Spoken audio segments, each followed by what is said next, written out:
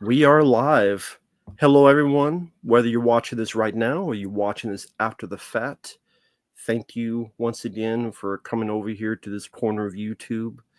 This is thanks to Predminator who requested this, and we are doing a commentary on Friday the 13th, Part 6, Jason Lives. And when I got this request, I thought of Fabio because this is your favorite. Yes, it is. So I figured that's best man for the job. So thank you for taking your time out of your busy schedule to do this. Of course, not a problem. Thanks for having me. And hello there, RJ and Donnie. Hope you guys are doing well.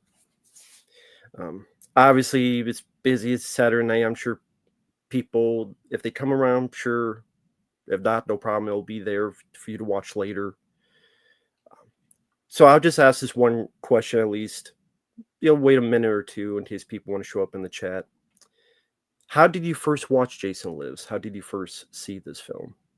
This was one of the ones that was always on TV when I was a kid, whether it was like the movie channels like HBO and Cinemax used to show it a lot back in the day, or it was always on before it was Spike TV, it was TNN. They used to run marathons, and then once it switched over to Spike TV, I think the first year or two they still had them, and then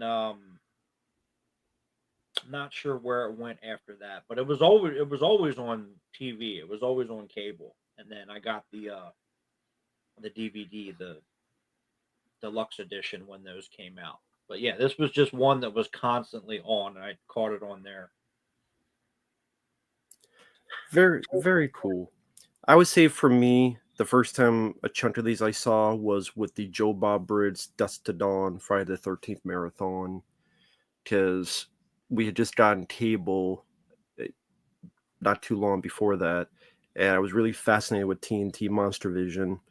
And I'm like, okay, I haven't seen these films. I know they're edited, but I really like Joe Bob. And then you can find for folks out there the thing on YouTube, all the skits together where part 4 is missing. Part 4 missing is like, we're gonna miss Crispin Glover's crazy dance, and it was a lot of fun. And then later on, I checked these out on their own, of course, unedited. But this one was always a fun one. It was always one of my favorites because it goes at a good pace. It's 80 some minutes long. Jason, the way he's superpowered because he's a zombie, the deaths, Tom Matthews is very good. Good cast, great sense of humor, a lot of good stuff to this. Yeah. So hey, there's Seb B, Chaz, and Ryan. Hope everyone's doing well.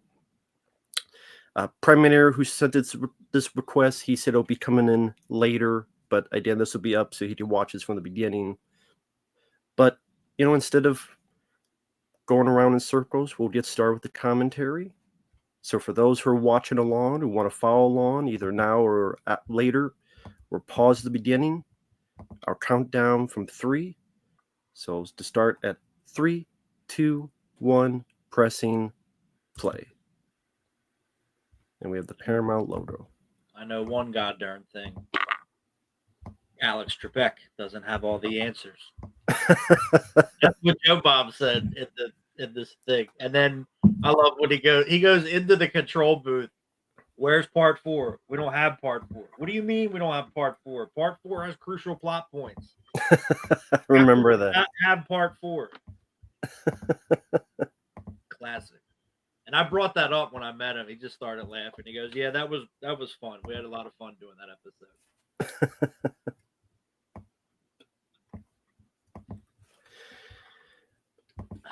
Yes. Nice establishing shots of Georgia. Yeah, it does have a great gothic feel because it's what the director wanted. And from the get-go, the fog and all that gives it a different feeling for Friday the 13th. Yep. And Horseshack. I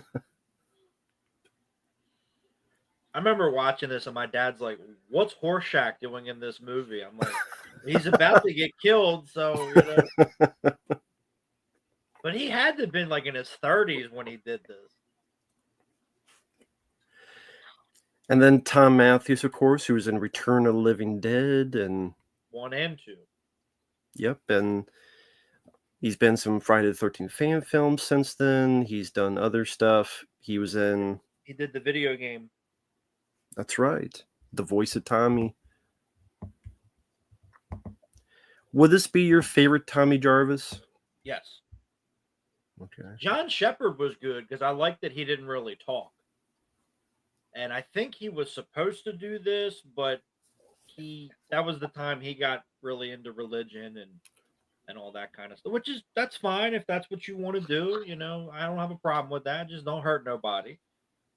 So, but Tom Matthews was the best. Fuck Corey Feldman. So that's all I have to say about that.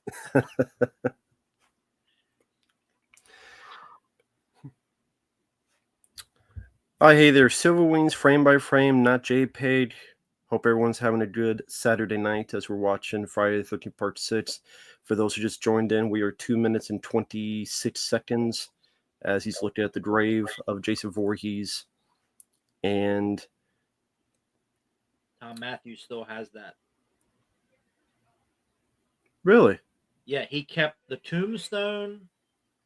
I think he kept the coffin for a while. I think he may have sold the coffin, but he kept the tombstone in the coffin, and he would put him in his yard during Halloween. Oh, you mean the director? Mm-hmm. Okay. Tom McLaughlin, my bad. Yeah. The other Tom. Okay. Yes, Silver Wings, we always start. We're 3 minutes and 2 seconds in. They're just didding them up. And now, this is the only Friday the 13th to have kids in the camp. And that's what I liked about it, is that you get to a Part 6 and they try to do different stuff. There's a variety of different stuff. There's a sense of humor. There's the style of Jason and the increased strength for the kills. There's the gothic look to look like a Universal monster movie, which was done on purpose because of Tom McLaughlin. Had you seen his other film, One Dark Night? Yeah, I've seen it. That was good. I like that one. I need to get the Blu-ray. Haven't seen that one. I think I'll just look it up. It was on Tubi for free. Check that out. Hey there, Bobby and everyone. Hope you're doing well. It's always one of those things that I love the film, but it's like, if he just left it alone, Jason would... None of this would have happened. Yeah. But he does admit he screwed up. Some good acting from him. Then we wouldn't have a movie. Yeah. Yeah, it's actually still on Tubi for free. Okay. For those of you that want to go check that out. Because I think all of that was shot at the Forever Hollywood Mausoleum. Now, the guy who plays Jason, it was a different guy at first. And did they view him like too fat or something? Or they said they didn't like the way that he moved. But it's not in this scene. It's in the paintball scene. Yeah. And funnily enough, it was Dan Bradley. Dan Bradley, to this day, is one of the top stunt coordinators in Hollywood. Now, of course, eventually would be C.J. Graham, which I know you didn't have the... Fuck C.J. Graham. Douchebag.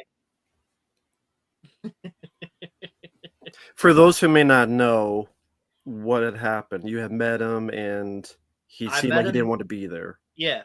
Like, I get it. I went on a Sunday. It was at Monster Mania. I get it. It's the last day. You're tired. You want to go home. You want to see your family. I understand that. But come on, man. Like, you're getting paid to be there. You're making decent money. The least you could do is look people in the eye and talk to them and shake their hand and give them a minute of your time. Like, and the thing is, like, he says all this shit. Well, I was in the military and I used that in my performance for Jason, and I was picking his brain about that kind of stuff, and he was just like, yeah, you know what it's like. You were in. I'm like, okay, that's not what I asked you. And then he gave a weak ass handshake. I'm sorry, I have no tolerance for people that don't know how to give a good handshake. It's like, how hard is it just to show somebody respect?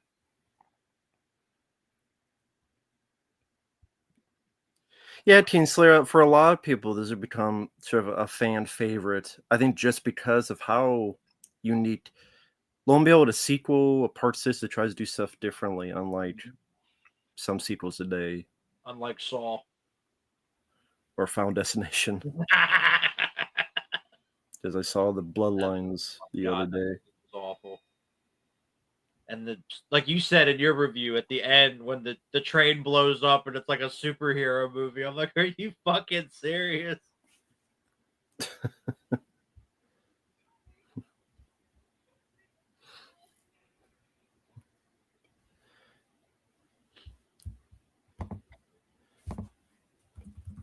And at this point, they had to do something different because there's only so much you'd have the same hockey mask killer doing things. And this is 1986, which is such a great year for movies. Yeah, Big Trouble in Little China, you got Aliens, you got the Fly remake, you got so much more. Avenging Force came out that year. You got Cobra. I think Firewalker with Chuck Norris, that came out in 86. Maximum Overdrive.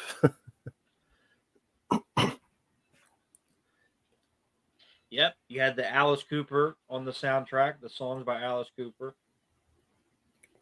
Yeah, that was always a very cool touch. One of the times I saw him, he played He's Back and Teenage Frankenstein. So I thought that was really cool. And he had a guy dressed up as Jason come out on stage. That was really cool. Yeah, there's not a whole lot of good part 6. It's definitely rare. I mean, Rocky 6, Rocky Balboa is good. I like Halloween 6, but that's just me. Yeah. Ow. And I'm surprised with how the MPA was. They left even that much of the heart punch. Yeah, and I knew that was going to come up, but it's just so funny that Full Metal Jacket had, amazing blood squibs. They left that in. Platoon had amazing blood squibs. They left that in, but God forbid a Friday the 13th movie has it. We can't. Yeah. The kids might see that and do something stupid. Yeah, Delta Force was 86. Iron Eagle, which is better than Top Gun. Sue me. I agree. Great. I mean, that's a really novel concept. The whole James Bond opening. Yes, I always thought that was really cool. I don't know how they didn't get sued, but I think they would just label it as parody. Jennifer Cook. Well, Jackson, he's not going to prison, so I don't know where you got that information from, but he's not going to jail. Now, have you ever met any of the actors from this film? No. Okay. Tom Matthews, he did Monster Mania, I think in March, but he was charging ridiculous prices. I'm like, I'm good. I'm good. And I did a stream and I pulled up the prices, and everybody agreed. They're like, you're crazy. You're crazy to pay that. I'm like, yeah, I'm not doing all that. Oh my goodness. That's awesome. I'm jealous you got to see this as a kid. I mean, hey, at least you In got the theater, like that's badass. I wasn't alive yet. Yeah, I was only 3. Now, what's interesting is Bruce Green edited this movie. He also edited Part 5, and I think he's won Oscars and stuff. But he started here. He got his start on Friday the 13th. It is interesting to see the amount of people that worked on these movies that went on to have a lot of success.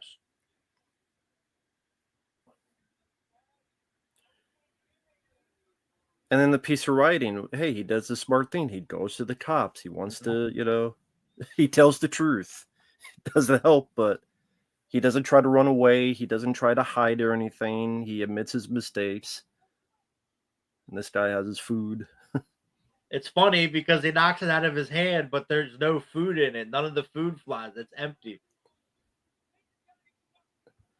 Yeah, Kingslayer, that's Tony Goldwyn. Yes, he's in this film. Just a big old spear. Yeah. And the guy that plays the sheriff was Tom McLaughlin's acting coach. Oh, okay. Mm-hmm. Thank you, Motionless Zombie. That looks like the biggest pile of dog shit. That looks like AIDS. But Saw Median 8 out of 10, great lack of blood and gore, better than first, yes. To me, it doesn't look like even better than Foot Fungus, but hey, like whatever you want. Go for it. I already know it's going to be shit. Megan 2, Judgment Day. Yeah.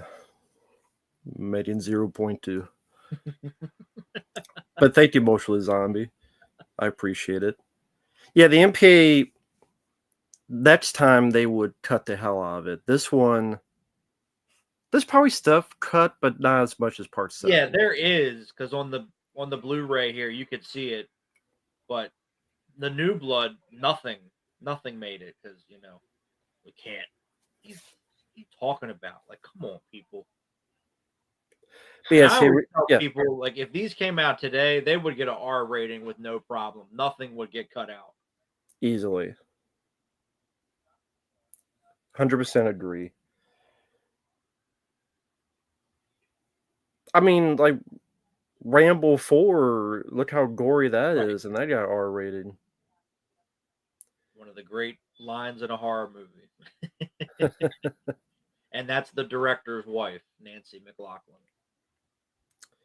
And of course, the other one is Tony Goldwyn from Ghost and the Last House on the Left remake, which is pretty good remake, actually. 6th Day with Arnold. It was probably better than the original. I can't stand the original Last House on the Left. It is. The remake is so much better. And Tony Goldwyn does a good job in it. But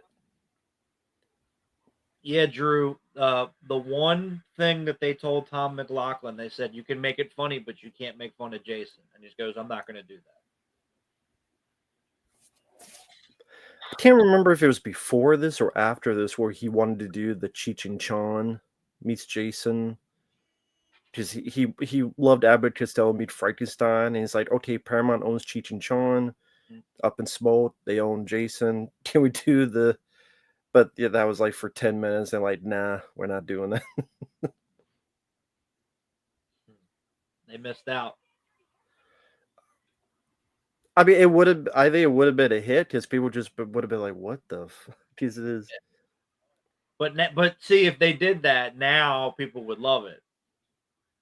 It's like, oh, it's so ahead of its time, and okay, well, yeah.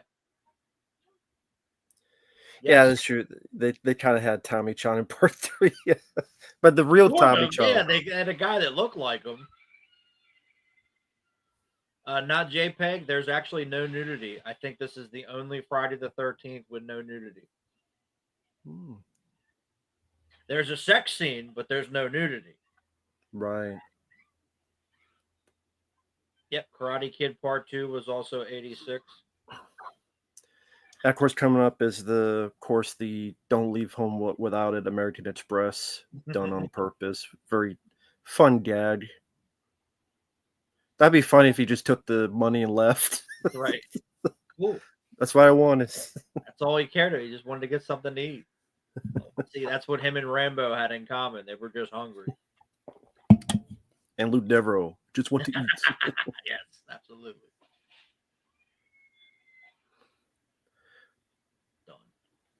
Done like dinner. That was a cool, simple effect. The device they put to have the bubbles to make it seem like they sort of last gurgles. It's probably just a hose they put underneath. Yeah. And just blew into the hose or whatever. But just like they added that in, some people would not even do that. They would just have it still. But if you try to explain to some kid the American Express joke, they wouldn't get it because they don't make commercials anymore. Yeah. And then they did it in Batman a couple years later. Oh yeah, that's right. Now this kid, that's John Travolta's nephew. I never understood the ripped jeans stuff, where it's like he pretty much just wearing shorts. Just wear shorts, dude. The JC Universe thing is stupid. It's not everything needs to be a universe. And what now he's selling some kind of like vodka or something, like the little short film for like this vodka. Next, he'll be like have Slim Jim on his fucking tights or something. Yeah. He'll have a Slim Jim coat. Yeah, Jason will be a walking advertisement. Like Jennifer Cook does a great job, beautiful lady. I don't remember anything else she's done though. I think, wasn't she in Hard Bodies? Or am I thinking of someone else? Hmm. Well, her husband is like a super CEO. He owns some tea company. I'm looking it up now. She was on V. I thought she was in Hard Bodies, but her husband is Mo Siegel. He owns Celestial Seasonings, which is a tea company. And then he owned like all this other stuff. So yeah, she retired. I think this was her last movie. She retired, met him, got married. Obviously didn't need to work anymore. So there you go. But I think I read somewhere she became a chef or something. Hmm. Okay, she was not in Hard Bodies. My bad. Who am I getting her confused with? I don't know. Now this guy, this is Bob Larkin. I did not realize that he was Bud the janitor on Boy Meets World. Oh, okay. And this Nice. moment, I love this where they break the fourth wall. This is classic.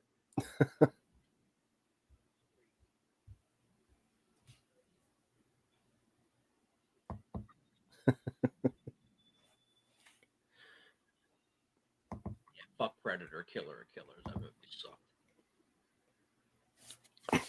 Yeah, Jason definitely has a good amount of screen time, and it made sense because people know who Jason is. That's in a way what people are going to see the movie for. That's what you want to see. Give the people what they want. So the director knew that, and there's no reason to hide him anymore because again, people know who he looks like.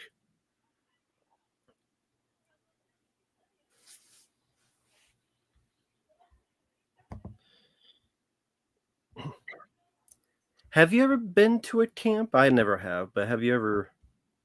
I've been to a few. When I was in the Boy Scouts, we did a couple, which were pretty cool near here. Um, we never stayed overnight. It was always like a day camp. Hmm. But no, we used to do that. It was fun. Used to go and I think we did a zip line once, and I remember falling off the zip line and busting my knee, and I couldn't walk. That was fun. Uh, Jesus. we had like a water gun fight because it was in the middle of the summer. That was pretty fun. Uh, we made the tinfoil meals. That was pretty cool. Oh, that's good. That won't cost you anything to make. But yeah, it was fun. I like doing all that stuff.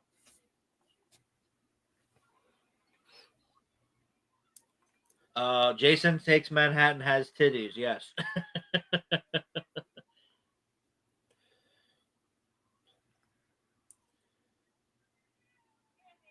And for those out there who are into fan films, Tom Matthews also appears in Never Hike Alone, the sequel, and Friday the 13th Vengeance 2, which that one actually has its flaws like a fan film, but that's a fun one.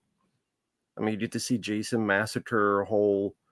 People are stopped in cars, and he just like wipes them all out. He stabs someone with a road sign. So Friday the 13th Vengeance 2 for folks out there if you like fan films. It has its flaws, but that's worth a look. And then Tom Matthews just to fight Jason at the end. Here's the paintballer stuff. Which I mean, some people are bothered by these tears. I was never bothered. I thought this was fun. I thought the comedy worked for this film. May not work for other films, but I thought it was fun. No, what bothers me is the audio is really scratchy in this scene. I don't know why. And I don't know what they did, but I don't know if they just didn't have time to fix it or they just didn't give a shit because this was shot This was Dan Bradley. This was the original Jason actor. Mm-hmm. But they didn't like the way he moved, so they fired him.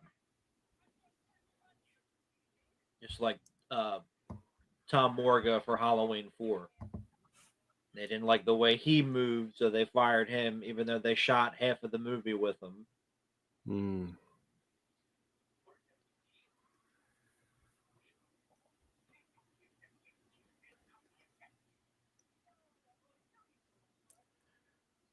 So, out of curiosity, what was the first Friday the 13th film you saw? Honestly, it was either this or 5. Because, like I said before, 5 and 6, those were the two that were always on when I was a kid. They were just constantly on TV. 3 was as well, but I never liked 3. Sorry to those that do. Yeah, it's like 3, 4, or 3, 5, and 6 were the ones that were always on. I love it. And yeah, he just looked at the arm like, oh, okay, I guess I can do that. Well, yeah, everybody wears the ripped jeans now. I don't know why. It's the fashion.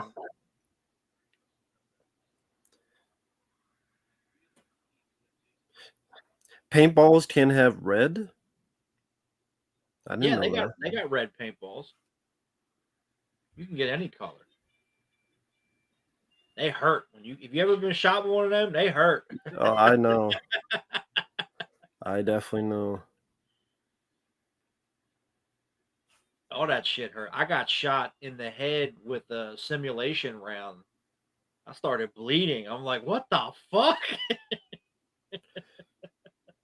Well, one time I tried to, it was like a summer job. It was supposed to be like, well, not summer, it was Halloween. Supposed to wear like this thing and people go by and shoot the ghouls. Mhm. Well, they said it was protected, but it wasn't because you got shot like 20 times and you feel all of them. Mhm. I just took the shit off. I left and I walked home. I'm like, keep your money. I ain't doing this shit anymore. Okay. If you said this is one thing, it's not. That's your fault. I'm not getting killed for this. Fuck this shit. And I went They home. always do. Yeah, I don't understand why the remake gets shit either, but that's it was the word of mouth. It made all of its budget back in the opening weekend, but the word of mouth got out, and that's why it dropped off significantly in the second weekend.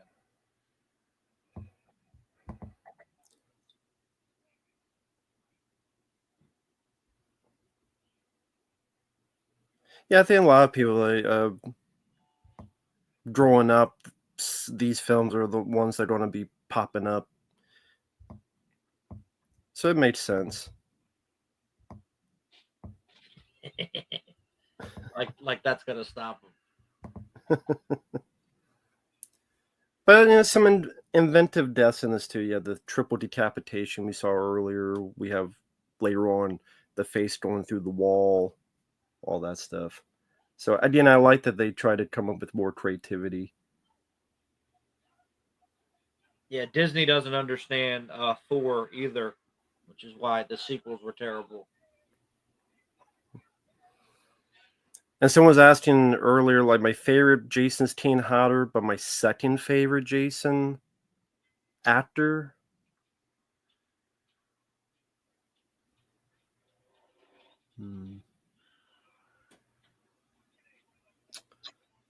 For me, honestly, actor-wise, Derek Mears, and I wish he would have gotten to play him more. And I know he was gun ho to do it. I liked the remake as well. I saw it in the theater. I thought it was fun. It gave the audience what it wanted. It gave you your kills. It gave you your nudity. It's probably not the most nudity of any of them. Oh yeah, definitely. And I liked it. I never knew what was so bad about it either. I always liked it. I don't know. And it probably didn't help that the My Bloody Valentine remake came out the month before, which is weird because that came out in January and Valentine's Day's in February. They should have just switched. And they each had someone from Supernatural. Yeah, it's weird. And the 3 actors constantly were nice. Yeah. Fuck CJ Graham. Wow, to him too? That's too bad. There was a guy that I think it was Monster Mania. He stopped me because it was another show and CJ Graham was at that one. He goes, "Yeah, man, I saw your video. I ain't going to talk to him."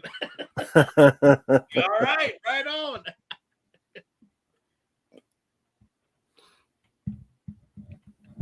Did he say who he was? Is he someone that goes on the streams from time to time? Or? I don't know if he goes on the streams or not. Yeah, he introduced himself and everything. That's nice. But he's like, "Yeah, I love your videos." I'm like, "Thank you." There was one guy I met. He was like, "I love when you and Rambo get together." I'm like, "We appreciate it." Well, if he somehow sees this, thank you. I appreciate those kind sentiments. He was cool. He was funny when I met him. Well, yeah, I think before they did Jason Goes to Hell, one of the ideas was Jason Goes to LA, which would have been cool, but they didn't do it.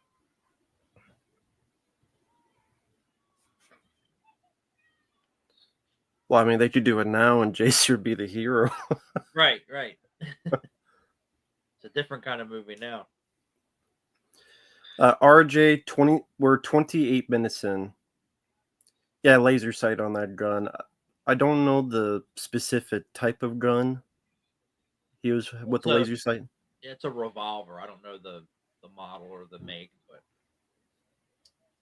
wherever the red dot goes, you bang.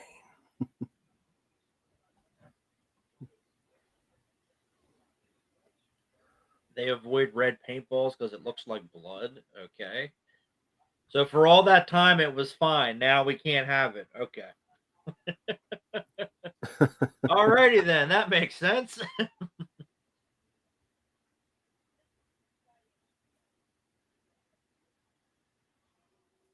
Towel snap. Yeah, that shit hurts.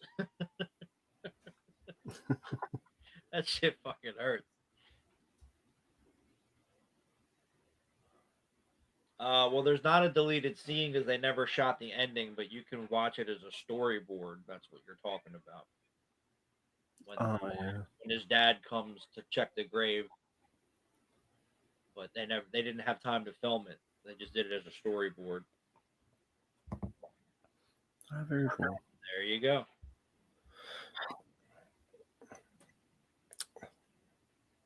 Thank you, Bobby. I appreciate your kindness. What if you're preschool grabbing the trash, get ready to head out while the kids are napping? When I'm in preschool, I wouldn't remember it, and I probably would leave school because I would want to go home and watch a movie, even back then. So I'd be like, you guys can nap all you want. I'm going home and getting some McDonald's. That's probably why I'm leaving. That's right. Fuck that kid. A little girl's telling his favorite person, which is you said, sure, you get ready to leave, and she said, don't. I'd be like, I'm sorry, McDonald's calls. I need those French fries. Little girl, leave me alone. McDonald's, the French fries cannot wait. Gotta have them. And then this couple, I just picked this random place to have this romantic dinner. Well, this was added. Yeah, because they needed more kills for. He had 13 he wanted, and they wanted more kills. Right. So 16 instead of 13. Yeah. And I think the couple were friends that were in Tom McLaughlin's acting class, if I'm not mistaken. No, Jamaral. CJ Graham has not apologized. I'm not expecting it, nor do I care. But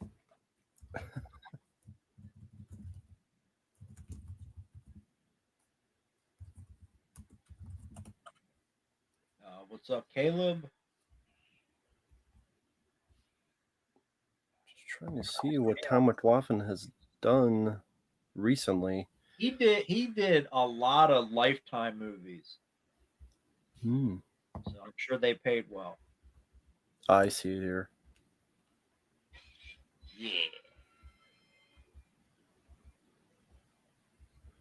But one that's really good that I have not mentioned is Sometimes They Come Back, which he did. That's a fairly good film if you've never seen it, based on a Stephen King story. But that's a good one. Robert Russler's your main villain. Very good story. Yes, The Force Awakens still sucks. Oh, Joe, go watch my review. I just re-reviewed it. And hey there, Derek. Yes, this is the one with the triple decapitation. We passed it a while ago.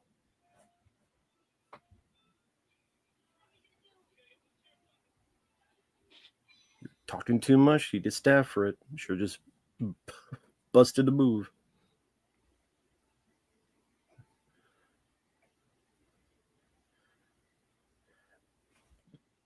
Can't tell what that comic book is. I think it was Spider-Man. Now, of course, with the JC Universe, they're trying to reboot, redo, reinvigorate Friday the 13th. No, no, it's over. They're shooting the TV series now. They were looking for extras, but I'm like, I don't want to do that because they're shooting it in New Jersey. I'm like, I don't want to do that. Mm. My luck, I'll get in trouble because I'm trying to get in all the shots or something. John Favreau did that. He told a story. He was an extra in Hoffa with Danny DeVito and Jack Nicholson, and there's a scene where like they riot, and if you look, he's in every single shot because they said if you want to go out for each shot, you can. And then he got yelled at for it because he was the only person that kept going out for each shot because they had different sets of extras to make it look like it was more people. But he's in every single shot because he was the only one that kept going back out. And apparently they yelled at him for it. Yeah, Seven Wings. Yeah, apparently the Crystal Lake TV show is in Jersey. Yeah, Happy Gilmore too. They shot the first movie. Yeah. Which doesn't see again, it doesn't make any sense. Jason Takes Manhattan does not make any sense. Why are you going to take a cruise ship to go 45 minutes across the river? I don't know. Wasn't the boat in a lake at first? It was. So how does do lakes go to the ocean? I mean, yeah, it can, but not that easy. So Hollywood. But see, it never makes any sense because if Friday the 13th is in New Jersey, you're only 45 minutes away. What the hell are you going to take a cruise ship for? Just get in the car and go.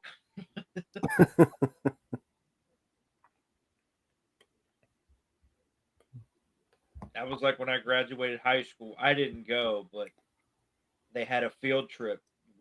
You could go to the inner harbor in Baltimore and just ride around the harbor on a boat. And I'm like, no, I've seen Jason Takes Manhattan. I'm good. Thank you, Bobby. I appreciate it. Well, yeah, Fabio, he knows how to protect people. I'm hungry. I'm not playing these games with these people. When it's lunch, it's lunch. Nah, Fabio, he would know how to protect people, so he actually knows what he's doing, unlike some of these people that there's all those news of like we're gonna wait outside and everything bad happens and everybody gets killed. So, but yeah, I see what you mean. But yeah, Fabio would actually know what he's doing, so it'd be all good.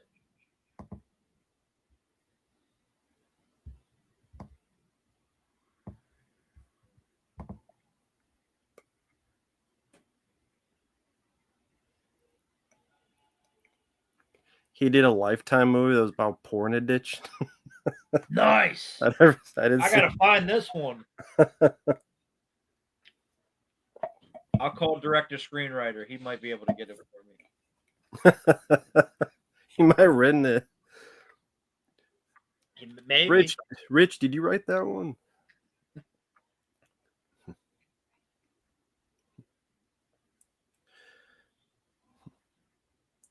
Which one? Which one is it?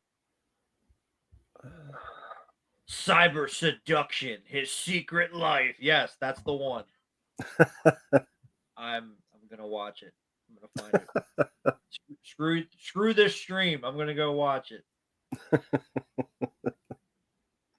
Kelly Lynch is in it. Huh. Well, Austin, I'm sure it was a paycheck. I mean, hey, you gotta work, you gotta work. The check cleared, did it not?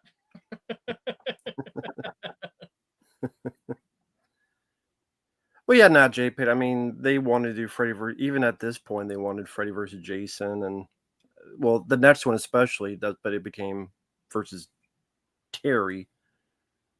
But they couldn't agree on the profits. Exactly. That's why it didn't happen when they were separate companies, and then when they were the same company, they couldn't figure out a script like the one where Freddy, you're gonna find out Freddy was actually Jason's dad because he raped Jason's mom. I'm like, what the fuck is this shit? This is not Friday the 13th or Nightmare on Elm Street. Or it was like Law and Order where Jason's on trial. Yeah, Ice-T was gonna be in it. That makes as much sense as letting Michael Myers keep his mask in Halloween 5, which, yes, does not make any fucking sense to me.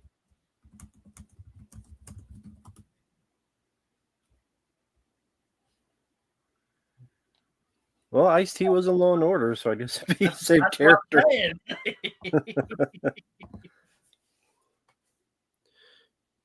and yes, I mean, obviously she was in the next movie, but yes, rest in peace, Laura Park Lincoln. Very sad to hear about that.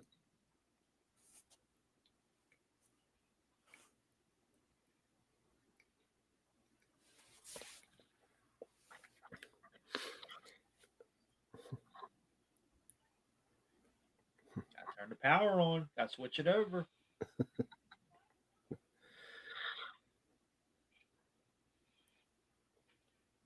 But at the end of the day, I mean, these are just very fun movies, very fast paced. Not a lot of filler. Unlike movies today. Yeah, because we're already almost halfway through, so pretty quick. No politics, no BS, just entertainment. Mm-hmm. Now, funny enough, I think in that same fan film, this girl comes back and they say she had reconstructive surgery. No, she's dead. Trust me. And then she dies. But I just thought that was funny. Darcy Damos. Mm-hmm. Which she's actually in the final chapter. The sexy workout video that the guy watches, she's one of the girls in that workout video. Oh, okay. Yeah. Did not know that. And then it wasn't in the script, but they wanted her to take her shirt off.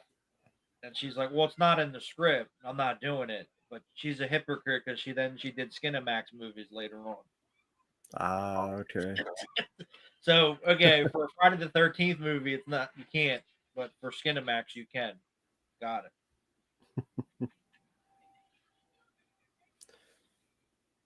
But that was one of my favorite deaths in the movie. Is definitely that great face imprint in the wall. I think yeah. they shot it underwater. I don't know how true that is. They just put like the sheet in the water and then had the face made up and they just pushed it through. So I don't know how true that is, but if that is true, that's pretty cool. I would think this was probably edited because you see it cuts a bit too quickly. If you watch it on the extra features, it's longer. Gotcha.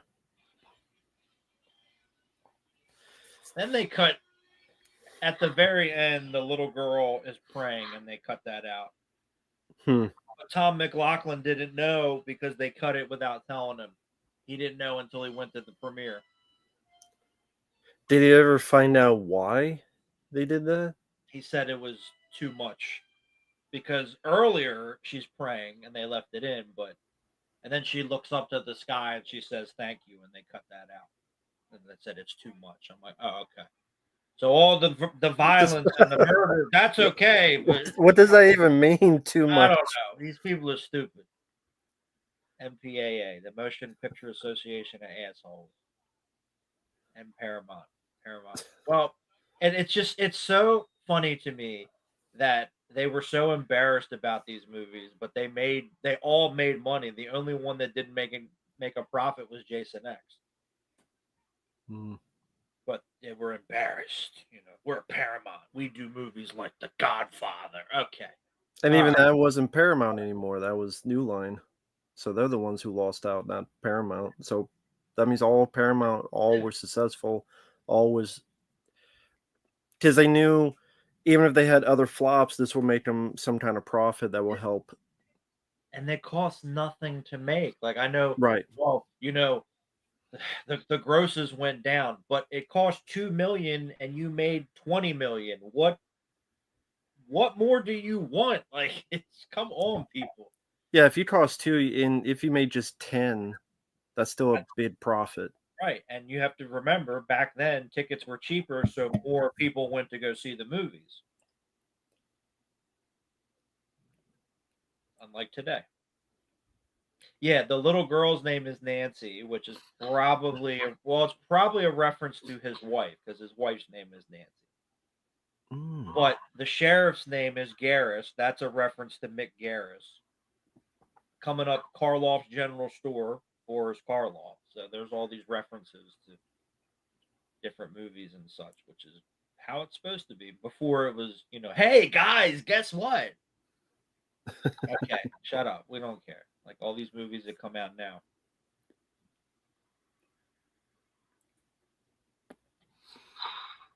Because yeah, go ahead. Frank Mancuso, God bless him, he was able to convince Paramount, like, no, you need to make these kind of movies. These movies are going to make money.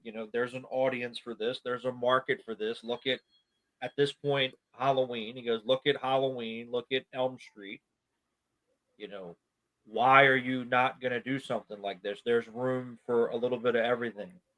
But then after Jason Takes Manhattan, there was a regime change. So they decided we're not going to do that anymore. But they released Pet Cemetery 1 and 2. They released Body Parts, The Temp, Tom Holland's movie, The Temp. So those movies are okay. Yeah, they were considered more legitimate. Right.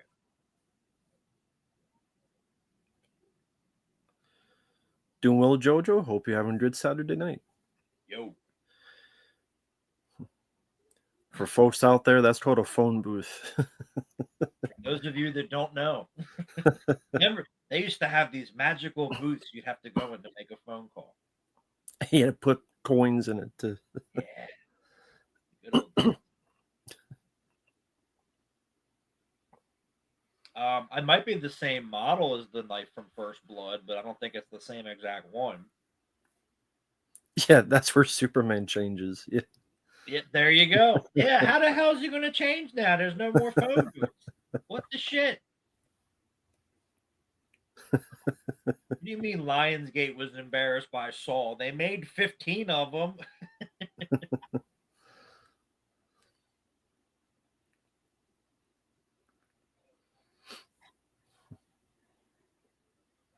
Then they just sold it. They sold it to fucking Blumkin House. Yeah.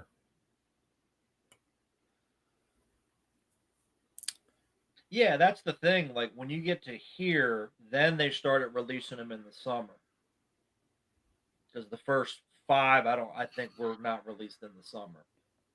Or like early summer.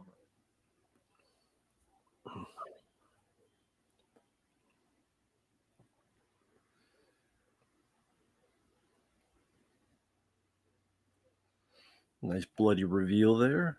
Yeah, because in every horror movie there has to be a character that they find the body later that you didn't see get killed. That's the rule.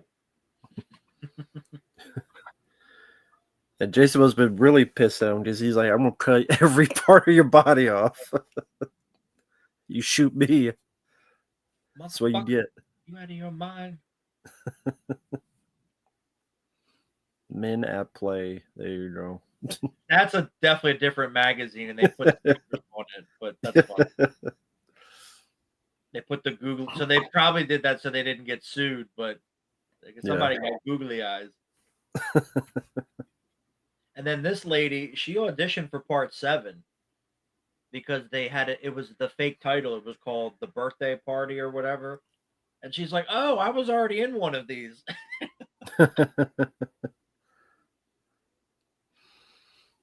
That would have been funny if they cast her and then they find out later. And then, all right, well, we'll have to fire you, but we'll still pay you.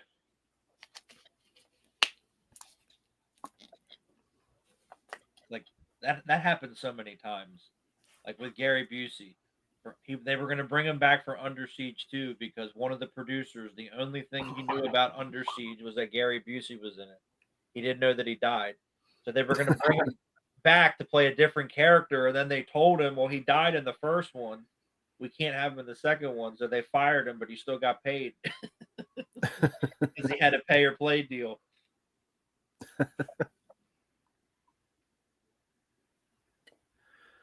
Same with, I know we were talking about it on the Die Hard with a Vengeance, but Lawrence Fishburne was supposed to be in it. They made the deal. I think they had a handshake deal, and then they fired him basically, but they still paid him because they made the deal. Mm-hmm. So for people in the chat, I'm curious, you just type your answer in. Each of you guys out there, what is your favorite Friday the 13th film? Unmasked Part 25.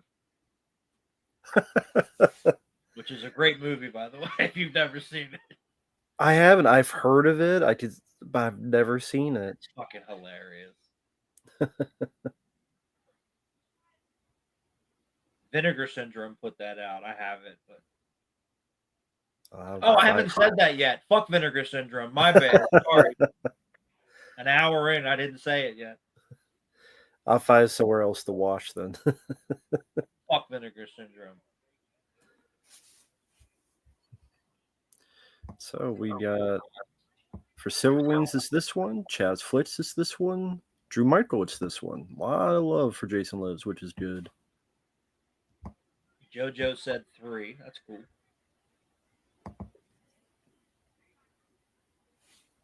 Part 5 for Not JPEG. That's what I'm talking about. Part 5 is my second favorite.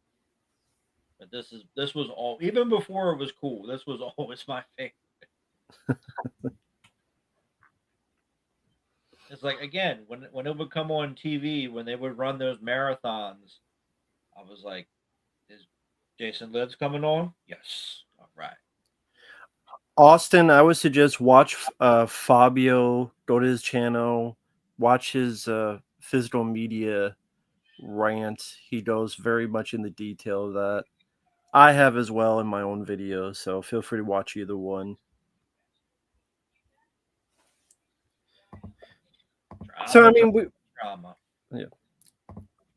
we talked about how it's your favorite. So let me ask you. I know the answer, but just for the chat, why is this your favorite? What was about this that more than the others hooked you? There's comedy, which was refreshing because all the other ones didn't have any comedy in it. Except, well, I guess 3 had a little bit. I guess Final Chapter, everything Crispin Glover did, but that was unintentional. It's got comedy, it's got action. You know, I love the look of Jason. That he's slick looking. He's got the utility belt with all the different weapons. I like that he's a zombie. True. I like the Alice Cooper songs. I like the kills. I like the, again, the Universal monster movie feel, which was the point. And they bring Jason back with lightning like Frankenstein, and that shot gets reused 3 more times in the movie. Tom Matthews is great. There's a good cast. Jennifer Cook is hot. So it's got a little bit of everything. This was clearly shot during the day. Yeah, you see a bit of the light. Yep. But yeah, the car going backwards, that shot's repeated because you could see the lights on the cop car. I know people complain about the shot in part 5 when they drive past the rocks 3 times and it just shot from a different angle. But this movie does the same thing and it's the same editor.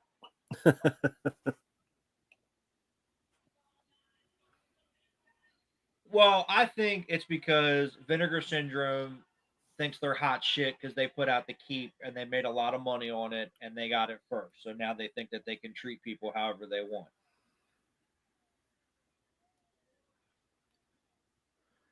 So you want to tell a guy that supported you for years and sold your movies for years and helped you guys make money. Now you want to treat him like shit because he is a small business owner and he's got to eat. So he's just simply selling another company's version of the movie, which was probably not the first time that he did it. So go fuck yourselves. What is the problem? Why is there so much drama with this shit? It doesn't need to be like that. It's Right. like you said in your video, Blockbuster. That's the shit Blockbuster did back in the day. You only Blockbuster can have this movie. No one else can have this movie. And that's how they put a lot of the mom and pop stores out of business. They threatened people, and they told distributors and studios, if you let the independent stores have this movie, we're not doing business with you. It's the same shit. And that's the thing, is that everyone can share and everyone would benefit. Right. The pie is big enough for everybody. And especially nowadays when all the major studios don't want to sell Blu-rays anymore. Like, people and companies need to come together and they need to work together and make it better. Like, if they're not going to do it, you have to do it, and we have to do it. We have to work together. We can't play all But these stupid games where, oh no, you can't have that one, and then you don't do this. it's like most companies, when they get a taste of that high money greed, all they want is more. Exactly. And they get paranoid and they get greedy and they just want more, because who cares about the other guys? So it happens with most companies, Yeah. sadly. Yeah, and it's in every type of business, but Yeah. it just pisses me off because this is supposed to be all of this that you see. This is supposed to be fun. It's not a competition. It's not about it's just supposed to be fun. You're supposed to be a fan and you're supposed to do it for the love of the movies and everything. You're not supposed to be a business person. That's what separates this from everybody else, every other type of business. But nobody wants to do that. Everybody wants to be a prick, and it's really annoying. And Shout Factory, I know people gave me shit 10 years ago when I talked shit about them. But was I wrong? No. No. But I did that video like 10 years ago and people got mad at me. And now I was right. I was ahead of my time. Let's look at them now. They're just, let's re-release everything on 4K with no new extra features, or we'll put out movies that have no features like Top Time Cop. and I'm just, we'll have all these packages. You can buy this poster and you can buy that slip cover, and it's $400, and um we'll have greasy cases and we'll just tell you go fuck yourself, clean it up yourself, and you know all the stupid shit that they've been doing, and then half-ass and everything, that like the faculty. Like, I understand Robert Rodriguez is a prick, but there's other people that you could have gotten to talk about that movie that worked on that movie. You didn't need just him. Like, I'm sure if you asked some of the actors or whoever, they probably would have did interviews, but you didn't want to do that. And then you delayed it. Well, you announced it before it was supposed to be announced, and then you delayed it and you didn't tell anybody why it was delayed, and then it finally came out, and then it wasn't really that good. And you charged $60 for it.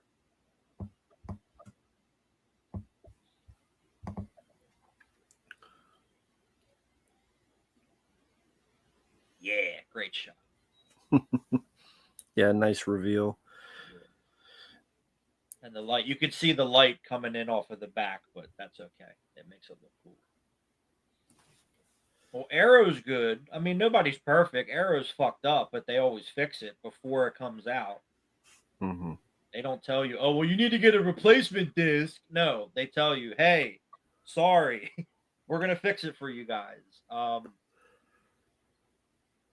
Kino always does a good job for the most part. Their prices are always really good. They always run sale. They're doing a sale right now. They're always running sales. They always, make sure you can actually afford their products. So I can't get mad at companies. When you do it right, that's great. It's just everybody wants to do what everybody else is doing. Everybody wants to start a t-shirt company. Everybody wants to start a record label. Everybody wants to do their own DVDs and Blu-rays. Okay, that's all fine and dandy, but if you suck at your job, it's not going to work. And then you tell everybody, go fuck yourselves. I'm good. I'm good. I'll do it myself, or I'll wait and get it elsewhere. It's just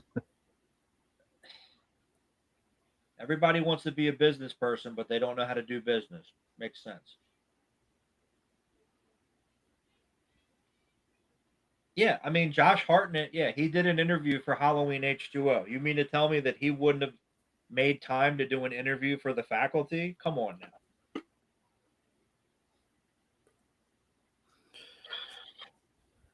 Would they have been hesitant because it was a Weinstein film, although they just talk about their experiences and they should just ignore that? No, I don't. I don't think.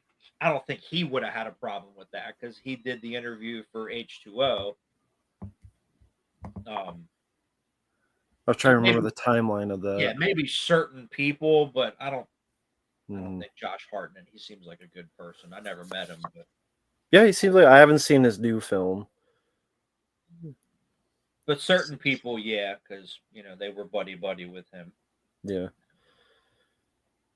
Yeah, Drew. I mean, that's one of many few films I love to have release of.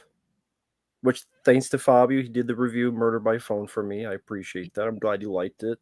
Yeah, it was cool. So, but yeah, stuck on VHS sadly, because no one cares.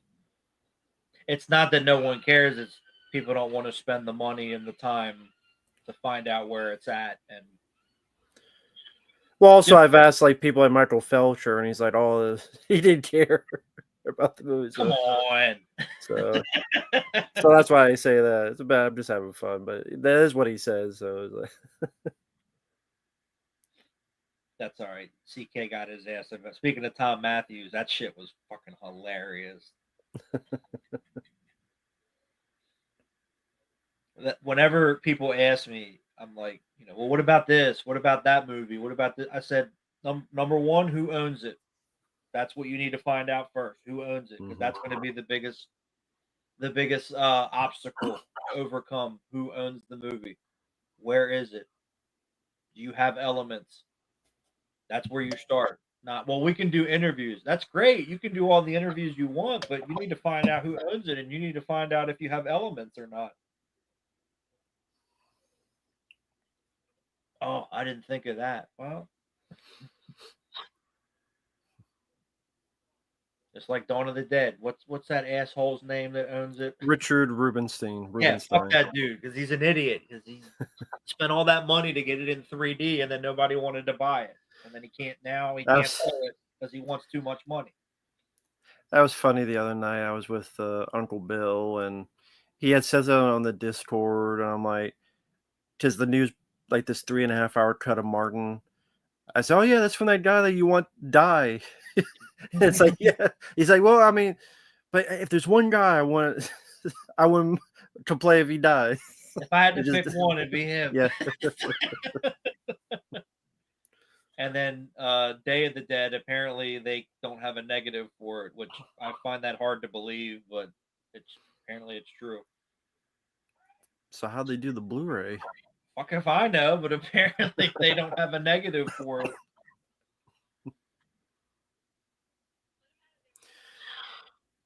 Yeah, Austin, Garrett, Born to Be Rad said the Creep Show. I mean, it's just pretty much two is just pretty much the same thing. Same No, thing.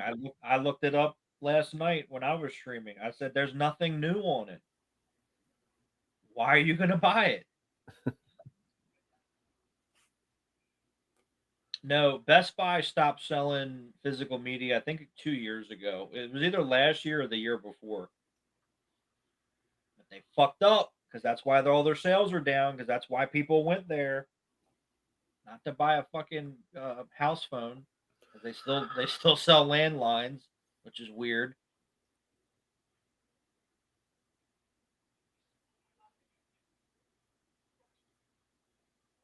and the Well, pop. yeah, Oh, go ahead. Dog Soldiers, the original negative is lost, but they had an inner positive, so that's how they were able to do the 4K because they had a copy. Hmm. That's what inner positive means for those that don't know. Yeah, that's what they use for the Leviathan 4K, the interpositive. Because I guess like they were looking for it, but then it's somewhere in Italy for some reason, and they couldn't get it. I don't know how you didn't figure that out before you did it, but once again, what did I just say? Who owns it and what elements do you have? Then everything after that's easy. Well, Austin Wilker, the thing is that yeah, maybe once in a while you can find deleted scenes for something. Like you mentioned, there's deleted scenes for this movie, but people forget a lot of studios back then. There are times that they'll just burn the stuff. Mm-hmm. But Michael Felsher, there's a bit where he knows someone, and it was like it was the Friday the 13th Part 7, and they had seen that it was marked for incineration. Mm-hmm. And that's why, unless someone somehow made a copy or something, or they, didn't say anything, more that's probably gone. And that's why you will never ever see Friday 30 Part 7 uncut, and that's a shame. And It from what I sucks. heard, they did that on purpose. I don't understand why, but And they're stupid. That's why. Just like the Blues Brothers, the original, I think the 3 hour version of the Blues Brothers, I think in the mm, 90s, they were looking to do like a director's cut for it. And they threw it all out. They threw all the footage out. And they were like, what? But someone had a copy of it because they were trying to sell it on eBay a couple years ago. And Universal Studios put a cease and desist on it hmm. because it was like the guy was trying to. I think his dad had died, and his dad owned a theater, and he had that version, and he was trying to sell it on eBay, and they stopped it and got it. So I don't know if they're going to do anything with it. And then, yeah, Don May said when they were doing curtains, they had the original cut with all the original actors, and they threw it away. And they were like, "Why did you do that? We could have had it. Not that it's a good movie, but it would have been curious to see that." Yeah. Hey there, Chibi. Hope you're doing well. And yeah, Chaz, we're just talking. I just mentioned that with the Richard Rubenstein that there's a longer cut of Martin. Yeah, but he won't do anything with it because he has a stick up his ass. He wants too much money, And hey there, Crossbones. Hope you're doing well. Hope everyone's having a good Saturday night so far. Paint the walls red, right? even The in the bloody popcorn. popcorn. That I love that. And the slippers. I love the bloody slippers. No, the Friday the 13th Nintendo game is not one of the worst games ever made. Come on. X-Men for Nintendo is. Rambo for Nintendo, Predator for Nintendo.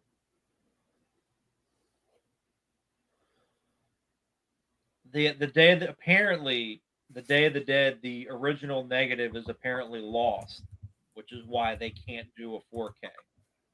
I Mm. don't know how they lost it, but that's the thing because in Pittsburgh, actually, my brother knows somebody that works there at the library, like the main library in Pittsburgh, University of Pittsburgh. That's what it is. They have all the George Romero stuff there. She works for that. I was like, cool. That's where all the scripts are. Like, that's where his script is for Resident Evil. That's where his script is for Goosebumps. All that stuff is there. But you would think that they would have it, or at least try to find out where it's at. It's just like the missing episodes of Doctor Who. There's people out there that have them, but they want too much money to give them to the BBC. And since they lost their minds, I don't blame them.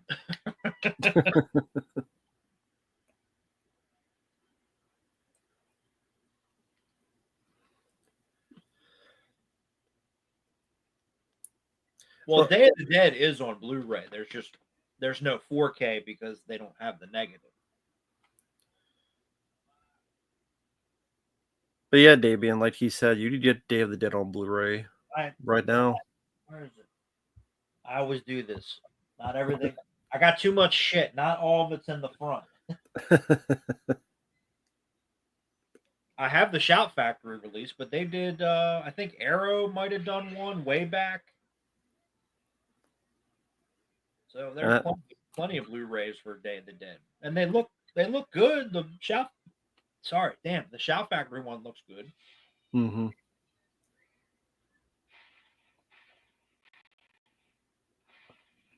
Yeah.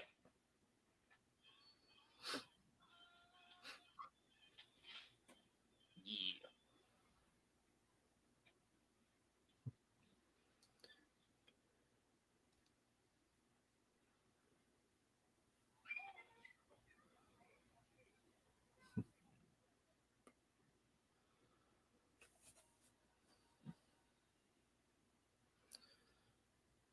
Kids, you better get the fuck out of here. I'm telling you. No, Marvel did not burn the Fantastic Four negative because it's too valuable for the '94 film. Not they should have burned the one they just made instead of that one. Shit, I'd rather have the '94 movie. It's not finished, but I'll take that over the one that comes out next month. I didn't think it was that Marvel that burned it. It was that one guy, Avi Lerner or Avi Arad. I mean, I thought the story was that he had burned it. Avi Arad. It's too valuable. I don't know. I mean, people have done dumber stuff. That's true. No, there is. It's not official, but the people that made the documentary, they put out a Blu-ray of the movie, but it's actually the quality's really good. They got it from like a first generation VHS tape, but it's not finished. The audio's not done. Should have aimed for the head. Right. Always aim for the head. The snot coming out of the guy's head, that's funny. Yeah. I like the subtitles. It said gun banging. No. Guns can't have sex, dude. I don't know who did this. Shout Factory. Who the fuck did your subtitles? Austin, you can find them on eBay because that's where I got mine. It was the documentary and then the movie.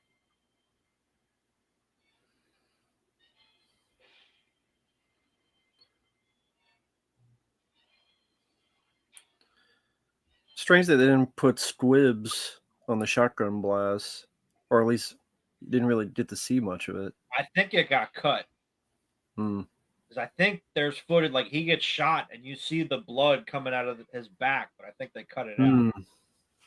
Or maybe no, I think it was this one. Because God forbid you show Jason get shot. I know. It's horrible. It's awful. Children watch these movies. We can't have that. Okay. We see a heart punch through, but your bad guy shot. The Motion Picture Association of assholes. That documentary, what was that? This film is not rated. That was a great documentary. Yeah, this film is not yet rated. I need to get that one. What was the movie? I can't remember what movie it was, but There was a sex scene in the movie, and the guy thrusts his ass twice. He was supposed to do it 3 times. They cut the third one out. They said 3 was too much. I'm like, okay, all right. No, I'm watching the Shout Factory disc. So the Paramount release had a green teal color grade. Of course it did.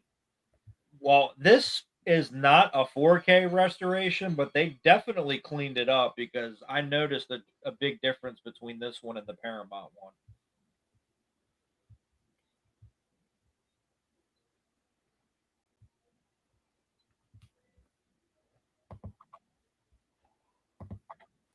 Yeah, just the shit that they would make them cut out of movies.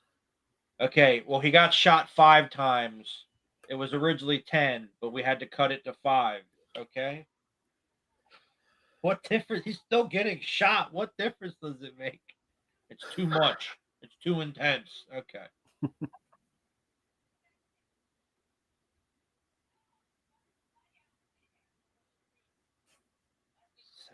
stupid. It's a movie, right? It ain't real.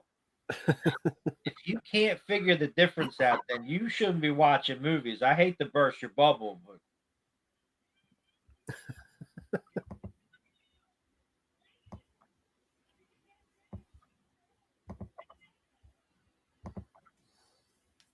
like Hard Target, you watch the uncut version and you're like, really? They cut that out?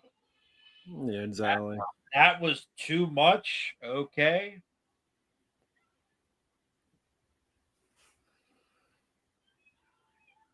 Nice camera angle. Yeah. That's just on a crane and they're just pushing up on the crane to make it look like it's zooming. Mm-hmm. I love this line. Yeah. So, what did you want to be when you grew up? Yeah, one of my favorite lines in the movie. I remember watching this once, and my mom's like, "Jason's not going to kill the kids, is he?" I'm like, "No, I think he'll be all right." Nah, Like, that's I that's can't deal with that. I'm like, "No, I think you'll be fine." nah, that's Terrifier.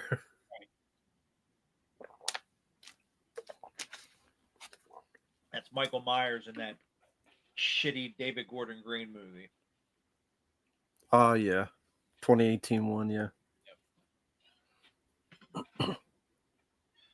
Here we go. Yep, like a wishbone. Which I do remember the deleted scene. That was a longer shot, Of course. much more prolonged, where you see much more of him as the wishbone. But it's cool how there's pictures out there of how they did that.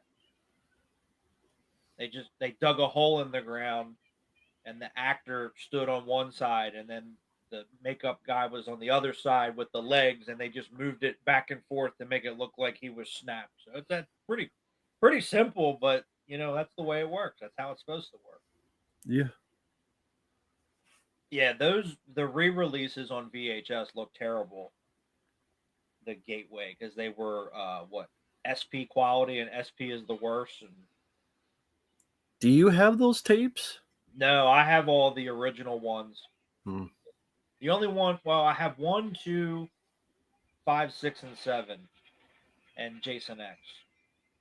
I'm trying to get Jason Takes Manhattan, but it's just so, I don't know why that one is so expensive. Like the one that nobody likes is so expensive. You go on eBay, the cheapest copy is like $80. Are you kidding me? Like, I don't think it was $80 when it first came out.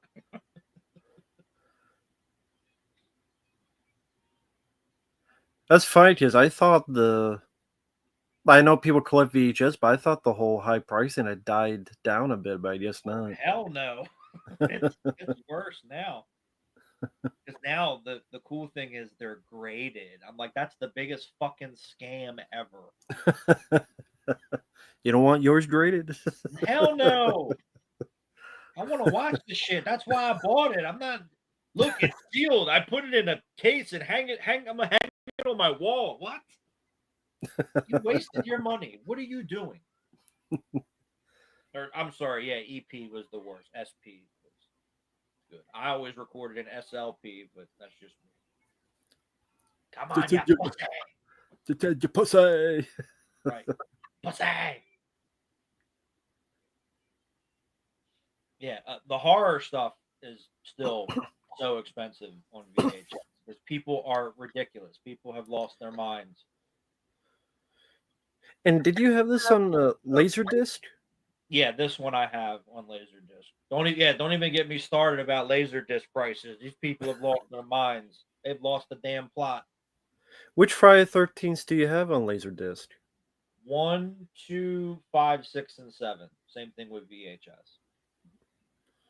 So no 4 either. No, fuck Corey Feldman. People get so mad at me because that one's one of my least favorites. I'm like, well, which one's your least favorite? Oh, yes, that's what I thought. Get over it. Exactly, it's an opinion. There's foods that you don't like, right? Yeah. Okay. Well, shut up. Like, I know how that goes. I get people pissed at me because I call. Yeah, they get mad when I like something. They get mad when I don't like something.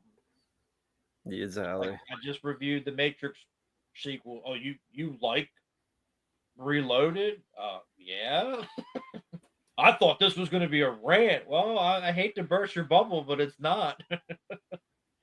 Yeah, I liked it as well. Except the 15-minute scene of Colonel Sanders talking to Neo. Exactly.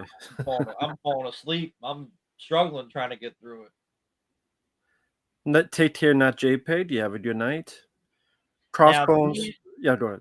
these shots were filmed in Tom McLaughlin's parents' pool. Heard about that. Yeah, There's pictures out there. I think they're in the Crystal Lake Memories book. it makes sense too because first to make sure the pool is very clean, it's controlled, much more controlled environment for safety. I could just imagine. I mean, it's the actor actually there. I mean, it's still real fire near them. I mean, I know. I mean, even right there with his arm, his left arm. I mean, that's pretty close to the fire when he went into the water. So it's dangerous stuff. Yeah, and that's the how they did the fire. It's a ring that they put around it, and it just shoots the fire up. Like they did the Inferno match in WWF. Mm-hmm. They put those like rings up. So did CJ also do when he's on fire? I believe so. Hmm. I believe he did most of this here because he was Okay. already a stunt guy. Hmm. It's not like he was just an actor.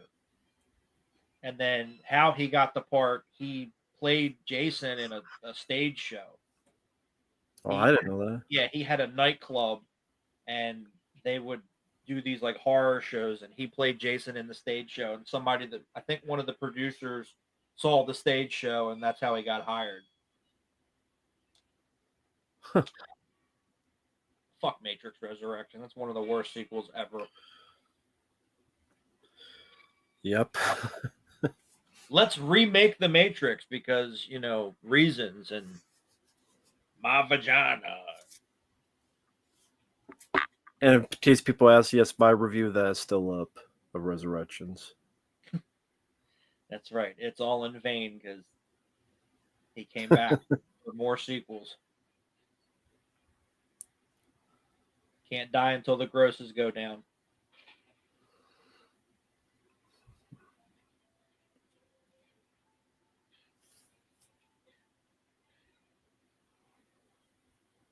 In the words of Joe Bob Briggs, the people that made the Friday the 13th movies did it right. They made the same movie 8 times. I don't know about all that, but Right.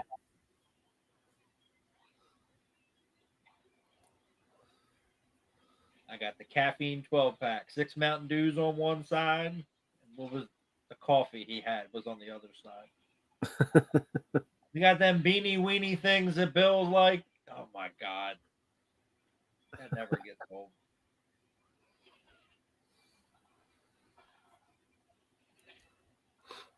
If I ever meet him again, I would like to ask him how they came up with that. Well, how did that idea start?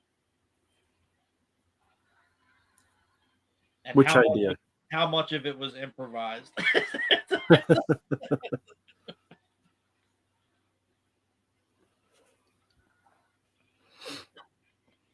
$126 for Day of the Dead on Blu-ray. Yeah, I'm good. I'm good. I'll wait. Well, shit, that one on VHS I'm trying to get that one on VHS. That's the only one I don't have. That one's expensive on VHS. Why? Stop.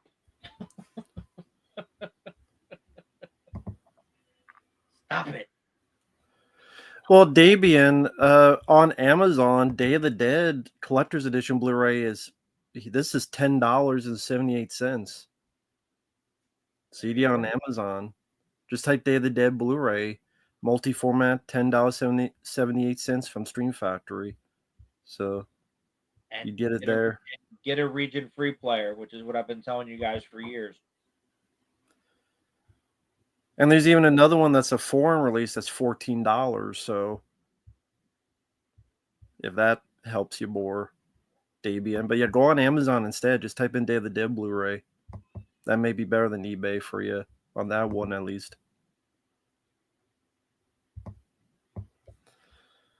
And Crossbones, I don't care about the new Doom because I don't even have the system to play it, so I don't care.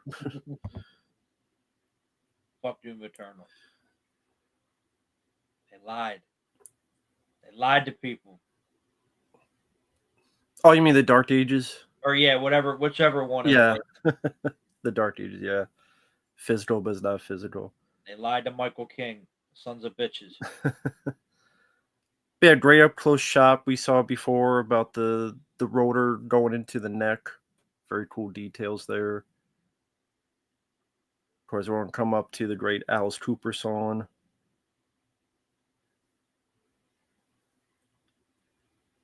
One of them.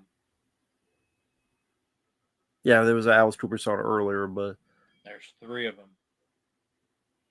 And then the other song is, I think, Felony is the name of the band. Upbeat music. That's what the subtitle said. Oh,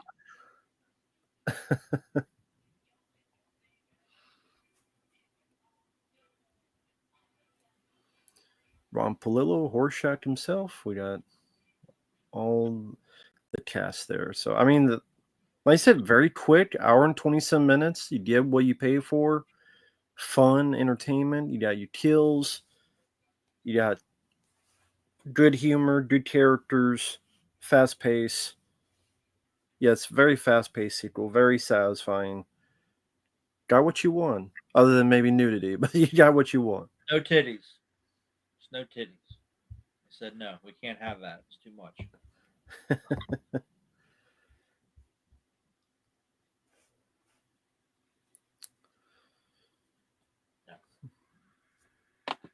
I gotta run to the bathroom because I'm gonna blow up. So no problem. I don't want to blow up. That would be nasty, and then it's a lot to clean up.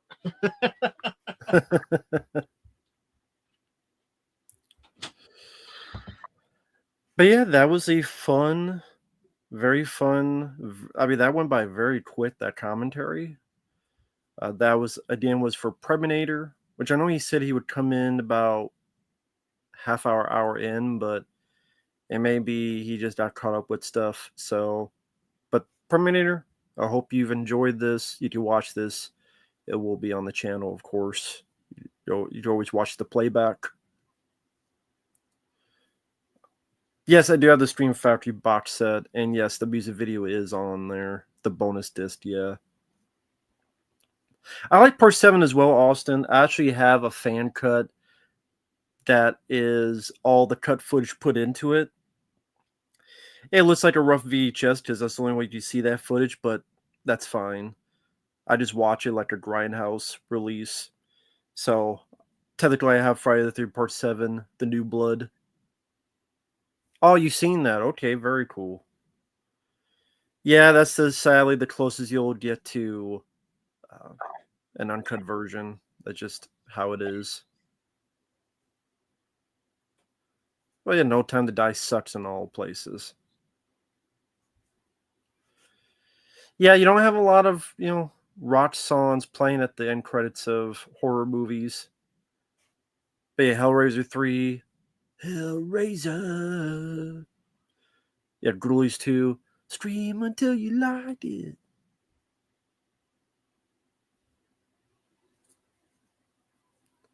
I Still Know is your favorite. Why? You like Jack Black trying to be black? Teach their own, Damien. Yes, Ghoulies 3 is overpriced because it's only in the Lionsgate thing website. I like Ghoulies 3. I don't know if I'm going to pay 30 some bucks for it. Not for no $40.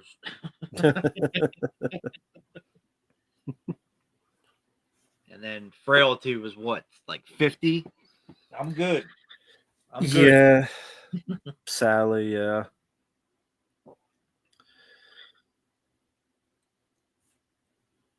But I'll probably hang out for about half an hour. If Fabio, if you need to go, if you need to be busy with stuff. Okay, cool. I'm good. I always want to make sure because I know everyone has a busy life and I'm just gonna go yell about Thor, Blood and Thunder, or Love and Thunder, not Blood and Thunder. That's different. So yes, from now on, for anyone, if you just have any questions or anything in between, feel free. Is Lionsgate strapped for money now? They should, with all the flops they've had. Have not seen Ballerina yet. I've seen Fabio's review. Well, nobody watched it, so.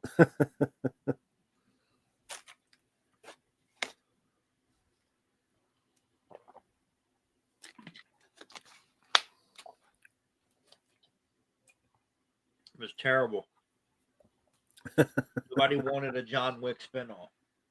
The whole point of John Wick is to watch John Wick, not whatever the hell her name is. Because every time I say her name, I say something different. Anna de Armas or something. Yeah, whatever.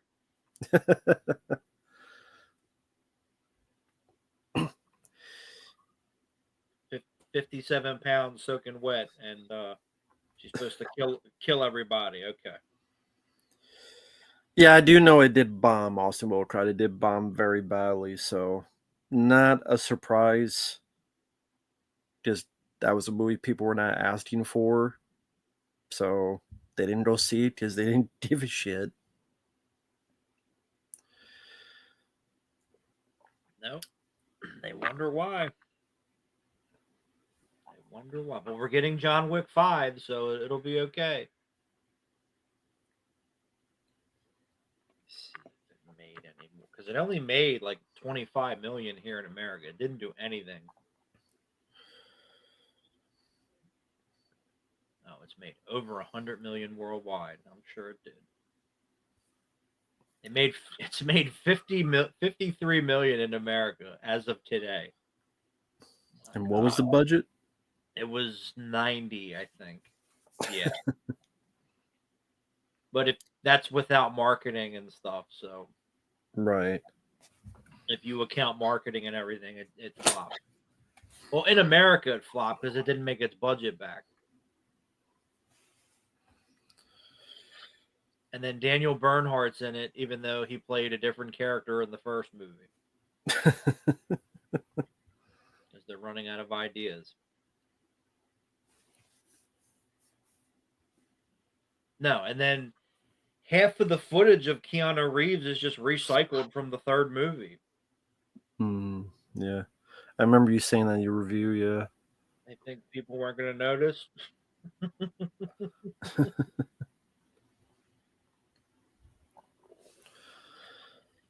What else?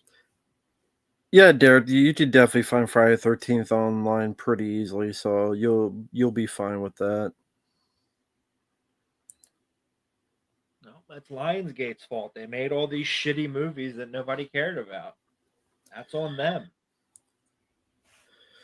Well, technically, John Wick is in it. It's just, as Fabio said, it's either footage from John Wick 3 or it's really nothing special.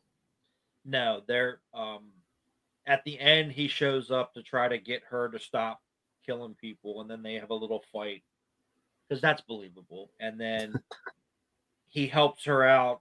He's like, I'll give you like 10 minutes or whatever, and he snipes some people, and then he has a little fight scene. But he's old. Like Keanu Reeves is getting old now. He's starting to slow down. You could definitely see that in John Wick 4. Yeah. So I'm supposed to believe, again, I just reviewed The Equalizer. Denzel was slowing down in those movies. People shit on Charles Bronson and the later Death Wish movies, but Charles Bronson was still in shape. I mean, he was still able to move pretty good. Clint Eastwood did, action movies in his 60s and the 90s. In the Line of Fire, when he's hanging off of the roof of the building, he did that himself. That was not a stunt double, just to Right. prove that he could still do it. But now I'm supposed to believe, now it's different now. No, it's not different. They're old. Like these guys are all old. Like, come on. And then Machete, don't even, are you kidding me? Like, I'm supposed to believe that Danny Trejo is an action star? Okay, sure. Whatever you say, Jack.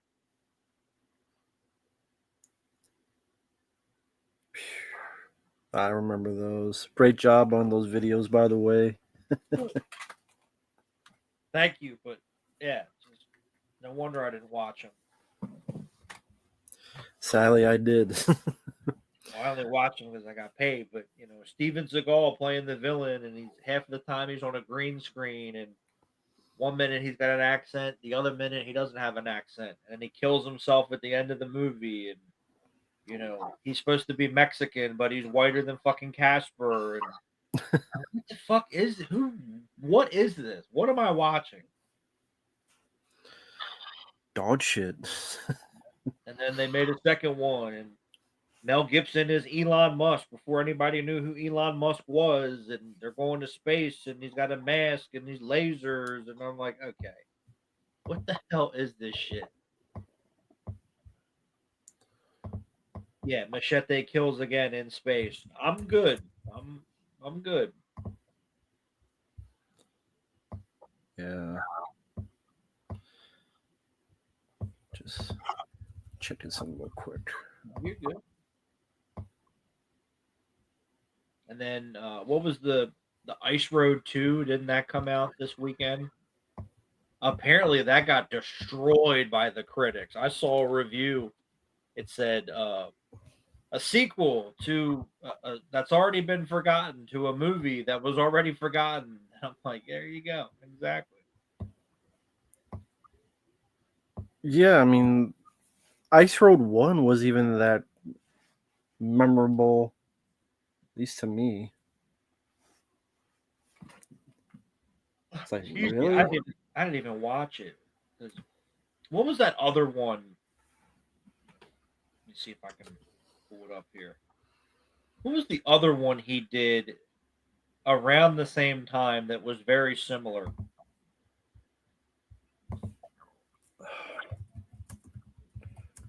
Guy with those later Liam Neeson films. Yeah. Cold Pursuit. Okay, I'm looking at it now. Mm.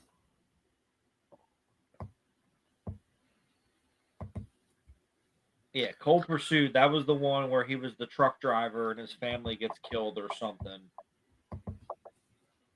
And then he went after him. And then the Ice Road, I think, was the year later. Or, yeah, 2 years later. Okay. Yeah, Cold Pursuit, I couldn't tell you anything about that. And I gave up. I saw The Marksman was the last one that I saw. I saw that in the theater, actually. That one was lame. And then I gave up. But, he's retiring. He's retiring. Well, how many times you actually gonna fucking retire? How many times you gonna say this? That's what I love about it. It's just like these bands. We're done. We're going on the farewell tour. Okay, which one? Which farewell tour is this? Yeah, Cold Pursuit. Okay, that was lame.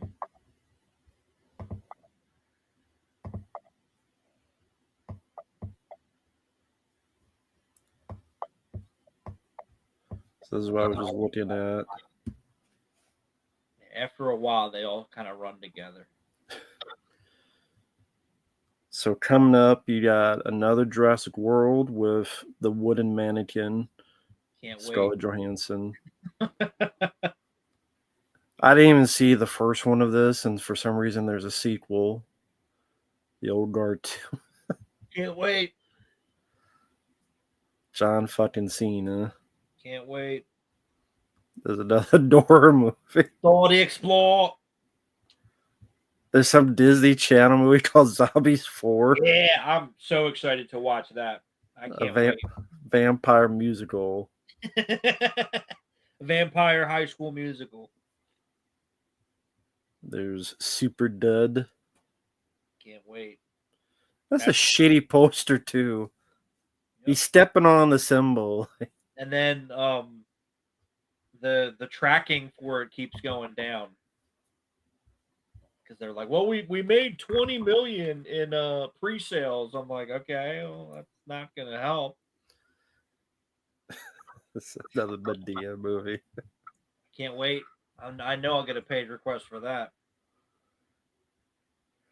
There's another Smurfs movie. I mean, it just shows. In it. Yeah, sadly.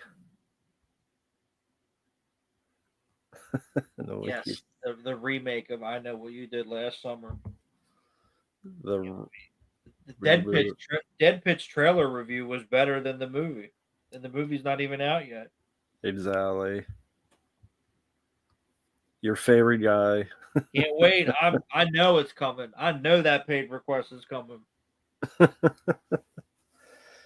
Let's dog shit. I don't care about Happy Gilmore too. I mean, this is your month of July, folks. This is what you got. And then this trailer was fucking god awful. I saw the trailer to it. It was like, take a seat, and then Pamela Anderson grabs the seat and drives it away. Liam Neeson needs to go find a bathroom and take a shit. Was better in Suburban Commando. Yes. It definitely was. And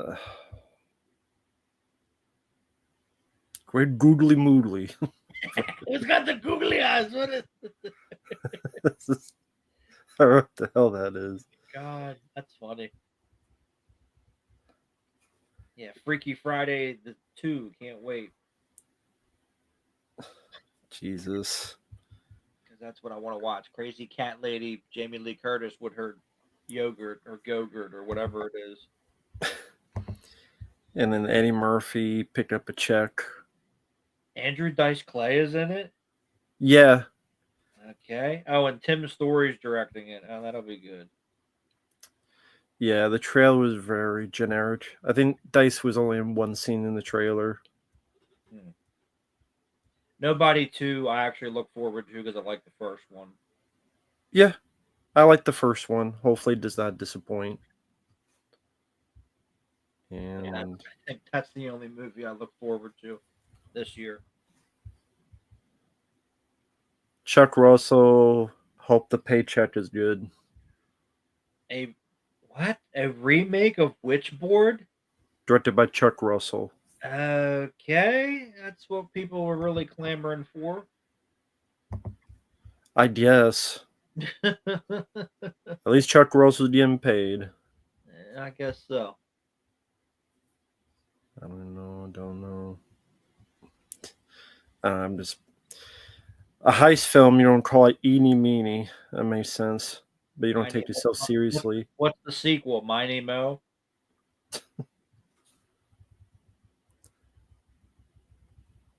And of course, this is dog shit. Fuck Peter Dinklage. Exactly. And we need another. Yeah, it's like the fourth one. Yeah, we'll see about Spinal Tap too. Yeah. And Rennie Harlan, I hope you're getting some good paychecks, man. Because you keep making these. You want to do a trilogy. I hope the paycheck's cleared, man. Another Tron, because that's what we need. I don't need it. A remake of Kiss of the Spider Woman? Really? Okay. All right. Mortal. Oh, I'm waiting for that paid request. Yeah, I'm sure both of us will. And this. That's not what it's called. It's Predator Bad Blood. What I kept saying. That looks absolutely awful.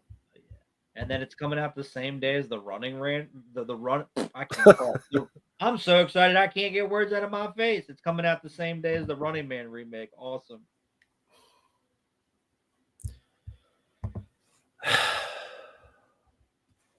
Another one. What's that? The fifth one? I don't remember. At least the fourth. God, I didn't know they were doing a sequel. I didn't mind the first Sisu. I didn't see the first one. This was fucking awful. I can't wait. I know I'm getting one for that. Avatar 12. Silent Night, Deadly Night remake. Great. Yeah. Fire in the ass. Another SpongeBob movie. Another Anaconda. That's what you gotta look forward to. That's your year, folks. And they wonder why people stop going to the movies. Well, they wonder why we're so cynical. Well, what's coming out that's good? Why should I look forward to anything? There's like one film, Nobody 2. That's pretty much it. Other So, than that, don't care. So for everyone else in the chat, like all I'm seeing is there's a Smurfs, Chuck Russell got screwed, Stop the Conjuring. Yeah, like nobody's like looking forward to anything, so we're not alone. What a list of crap. Well, there you go. I mean, not making it up. That's what's funny. You get mad at us because we don't, but you don't look forward to anything either. Yeah, it's like when I'm making it up. I mean, you want to look forward to Fantastic Four. You want to look forward to Superman being my guest. I forgot. Yeah, this is a real thing. Yeah. Yes, I can't wait. Hopefully that comes out on VHS. I'll skip that one. So apparently, Superman is potentially projected to gross $1 billion. Somehow, I doubt that. But it needs to make 700 million to be a success. I don't think it's going to do that. I'd be shocked if it did that. Yeah, I don't see that happening. And then, they'll wonder why. Why does nobody watch our movies anymore? I wonder because you can't make movies anymore. You make fucking commercials. Here's our product. Buy our product. I'm good. I'm not coming to your shitty theme park. I'm not buying your toys. It's not happening.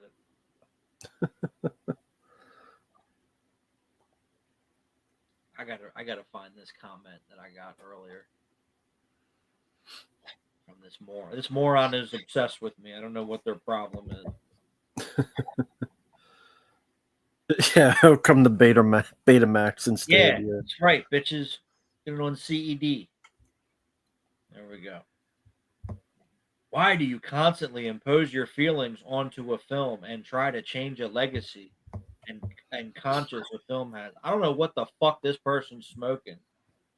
What was this on? This was on the Thor Ragnarok review. So read that again. Why do you constantly impose your feelings onto a film and try to change a legacy and conscience a film has? You really are unable to accept that you are a minority on most films, so you have to make excuses about it. Okay. I don't know what planet you're from, but you need to go back there. Oh, hey there, Premier. Yeah, no problem. Doing well. Still at dinner at the moment. Yeah, happy birthday to your mom. Hope everything's going well. Watch your plate, no problem. They wrote 5 paragraphs. I didn't realize I could make people that angry. And Premier says, Oh, appreciate it. You have to do all that, but appreciate it. very nice guy. Thank you, Premier. Very kind of you. But yeah, hopefully when you rewatch this, you enjoy. We had fun. It went by quick.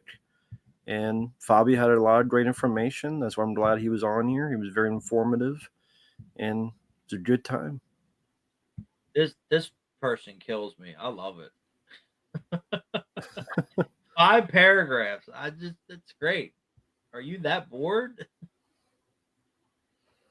Might be time to do a crackhead comment of the day video.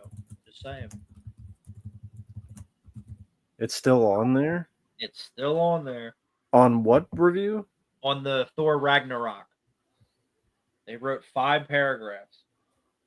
Apparently I'm not intelligent enough to do videos, and I don't know where these people come from. They must be really fun to hang out with.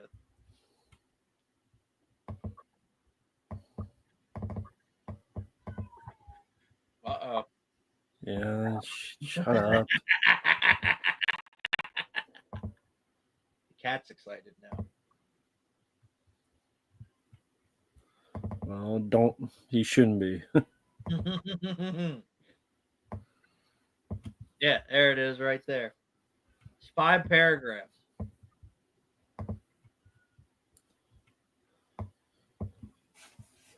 Why do you constantly impose your feelings onto a film and try to change a legacy and consensus a film has?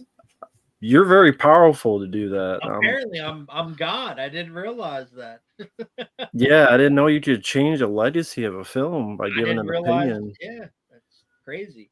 I only have like 3,000 subscribers. I didn't realize I wielded that much pull on a movie.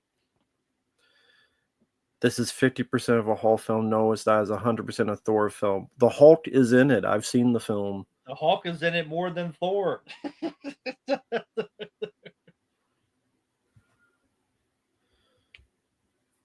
And also, that film has turned. Like, there are more people disliking that film because of what they've done with the Hulk and how it was more comedic, and it led to the fourth film, which is even worse, in my opinion. And so, there's a lot of people that don't like Thor. Even people who liked it back in the day, there's a lot more that like it less than they do nowadays, than they did back then. There's a lot more people now who like it even less. So, he's living in a bubble on that front. This guy always leaves these lengthy comments, and he's a fucking idiot. Like, he was the guy that was like, "You don't have a lot of Criterions in your collection. You and Rambo Rap, you guys just watch schlock." I'm like, okay, why do you fucking care? Like, that's what I love about these idiots. What the fuck do you have to complain about? Why do you give a shit about what other people say and do in regards to a movie? You don't And like this it? Don't fucking watch it. and this was the same person. Yeah, he leaves Because all Thor Ragnarok isn't schlock. because Thor Ragnarok is so great, such a powerful movie. Thor Ragnarok will be on Criterion soon, I'm sure. Can't wait. Cannot. Well, yeah, Criterion has released a lot of shitty movies too, so there's that. These fucking idiots. Go home. Go back in your hole. Go crawl back under that rock. Leave me alone. Baltimore pizza's good. So there's that. I like pizza.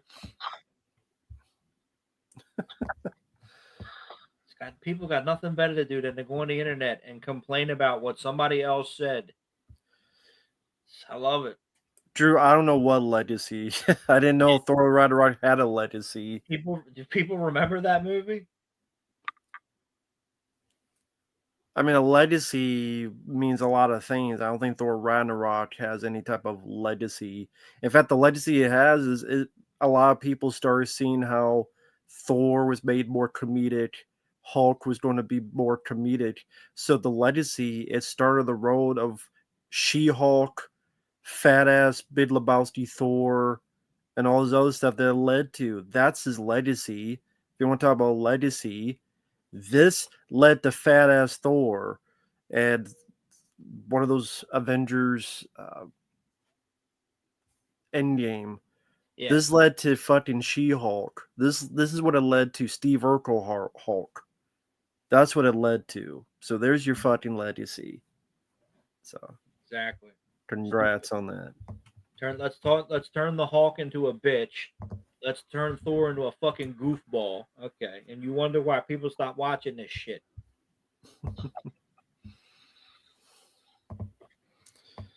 Get over it.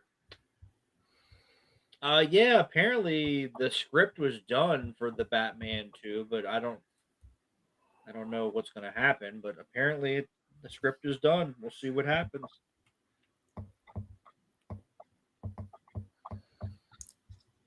And just because I feel like it.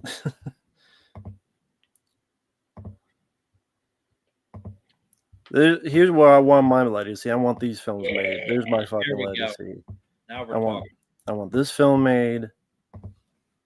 I want this film made. And this one. Fuck them. There we go. And this one. That's what we're talking about. There we go. Yeah. That's what I want. What then, yeah. The real dude.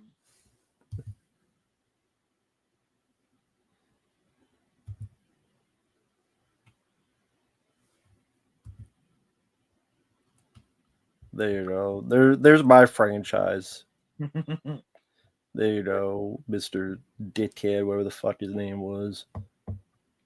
There you go. That would be my legacy. Dumbass. That's what I call him.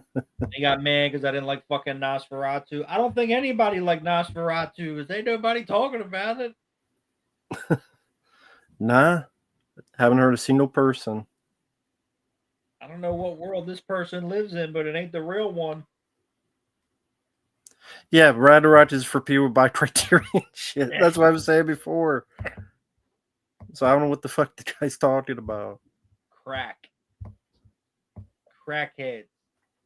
People on crack. Trust me, he's not the only person that does not like Thor Ragnarok. Trust me. God forbid I don't like a movie. Just like Sinners. And all these people got mad because I didn't like Sinners. I'm the only person that didn't like it. Oh, they got pissed at me. Because I want to watch Irish vampires dancing out in the middle of a field and Michael B. Jordan playing a double character. And okay. All right. I don't know. Yeah, so. I saw this movie. It's called From Dusk Till Dawn. It was much better. Yeah, I much prefer that. Yes, the James Gunn DC universe is going to fail. Then you got all these idiots, all the Snyder crackheads. They're like, we should boycott the new Superman movie. Are you that bored? Do any of you work? Like, you're going to go boycott a movie that nobody gives a shit about? That's okay. All right. Whatever. That's okay. Go ahead so I can laugh. What is wrong with these people? Why do you give a shit about a movie that nobody else cares about?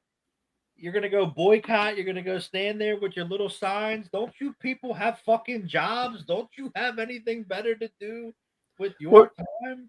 It's also very hypocritical because of course they're the same people. Well, some are the same people that people did that to the Zack Snyder films, and they were on the opposite end. How could you do this? But then, since you're not getting your way, now you don't act the same way that you were judgmental on. There's a lot of that type of hypocrisy in a lot of walks of life. It's when they do it, it's fine. When other people do it, it's a problem. Because that's what fucking children. That's how children act. I didn't get my way. I'm gonna make a big deal. Boom, boom, boom, boom. That's Exactly. what and I know children that don't even act like that. Everybody's I'll stop. I'll start saying words that people don't like. Well, apparently from Dusk Till Dawn, I had heard that Robert Rodriguez was doing a restoration of it. I don't know where that's at, but that's what I heard. Thank you, Chaz. I appreciate that. There's nothing wrong with that. Thank you, Chaz. You like the movie all you want, just don't be an asshole. Like, Exactly. So it's all good. if people don't like a movie I like, I'm not gonna. What the fuck is that gonna do? I'm not gonna get upset about it. Okay, you don't like it, cool. Move on. It's just Yeah, like Fabio knows I'm not big on Halloween 5, and he's always treated me with respect. So I get it. Trust me. I don't understand why they let him keep his mask on either, but I didn't write the movie. yeah. I think Fabio has. You got the Fright Night comics, so you would know. Yes. Yeah, they're good. I like them. They're connect. The first two issues are an adaptation of the movie. The rest of them continue from the movie, but they bring back Jerry Dandridge and Evil Ed, not Evil Dead. That's different. They bring back Evil Ed. They're all good. Unfortunately, there were a lot of internal issues with the label, so the quality changed and they got stuff out late because they were one of the first comic companies to do like digital printing, and in the late 80s it was very expensive. So yeah, there were a lot of issues, and then the company went bankrupt, so the comic just kind of randomly ended on a cliffhanger. So there you go. But they're good. I really like them. There's some really cool stuff in there. The Terminator comics they did were good. The Ghostbusters comics they did were good. They did Green Hornet, which were good. They did Married with Children. They now comics for a little bit they were looked at as maybe the third, potentially the third biggest label, but there was a lot of internal problems that kept them from doing that. That's why they imploded very quickly. But they put out a lot of good stuff back in the day. I love their stuff. No, I didn't try for the sale for Criterion. And no, we don't need a Fright Night 3. Roddy McDowell is gone. What's the point? Yeah. It's like, why would you do that without him? It doesn't make any sense. And no, I'm not shocked that Megan 2 sucks, just the first one sucked. Megan 2, Judgment Day. Is Linda Hamilton in it? Well, they were, oddly enough, Roddy McDowell and Tom Holland were actually writing a Fright Night 3. But then when the Mendez brothers did what they did, it all imploded. So it didn't happen because the rights went everywhere. But luckily, it's funny because you and I were doing a stream and we were talking about that. And then the next day it got announced that it was coming out. So I'm glad to be wrong on certain things. So I can't complain about that.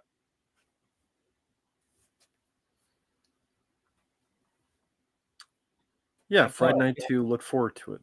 If everybody's old now, like why would you want to see that? Yes, Avatar 3, can't wait. Fire and ass. Avada, as Arnold says. Introducing Avada. I disagree with him where he says Terminator Salvation was the worst Terminator film. Did you not see the ones you did after the second one? Well, that's why he picked it, is the one he didn't do. Right, that was the only one he wasn't in. Well, I'd rather watch Salvation than the other ones. Technically, a version of him was in it, but he wasn't in it, so.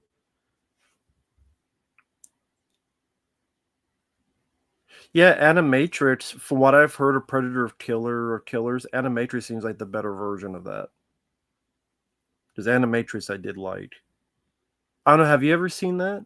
I saw one segment because I talked about this in my reviews. When The Matrix Reloaded premiered in the theaters, I remember TNT showed The Matrix like the night it came out, and then they showed one of the segments from the Animatrix, but I don't remember which one it was. Is that on Blu-ray? Is it in the box set? I can't remember. It was in the box set I had, but Okay. It is. Okay, I'm looking at it now. So I have it. So I have no excuse. I should go watch it. I wonder if they showed Fly of the Osiris, because that was the one that was in front of Dreamcatcher in theaters. Okay. I That don't might have been the remember. one that's the more CG, like Final Fantasy Spirits Within, it looked like. Mm-hmm.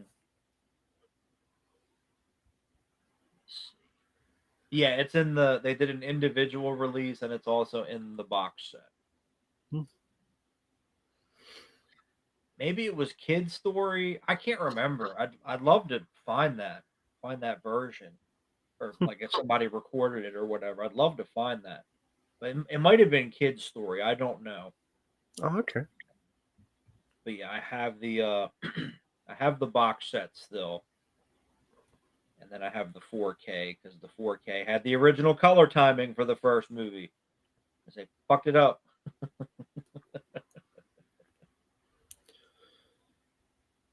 They said, let's make everything green like the sequels. Nope, that's not how it looked. Yeah. Yeah, I couldn't find that version with the original color. It's the 4K. If you get the 4K of the Matrix, that's the original because they went back. The Bill Pope, the director of photography, he went back and did that 4K. And then if you look around online, you can find like 35 millimeter prints and stuff that have the original Gotcha. colors.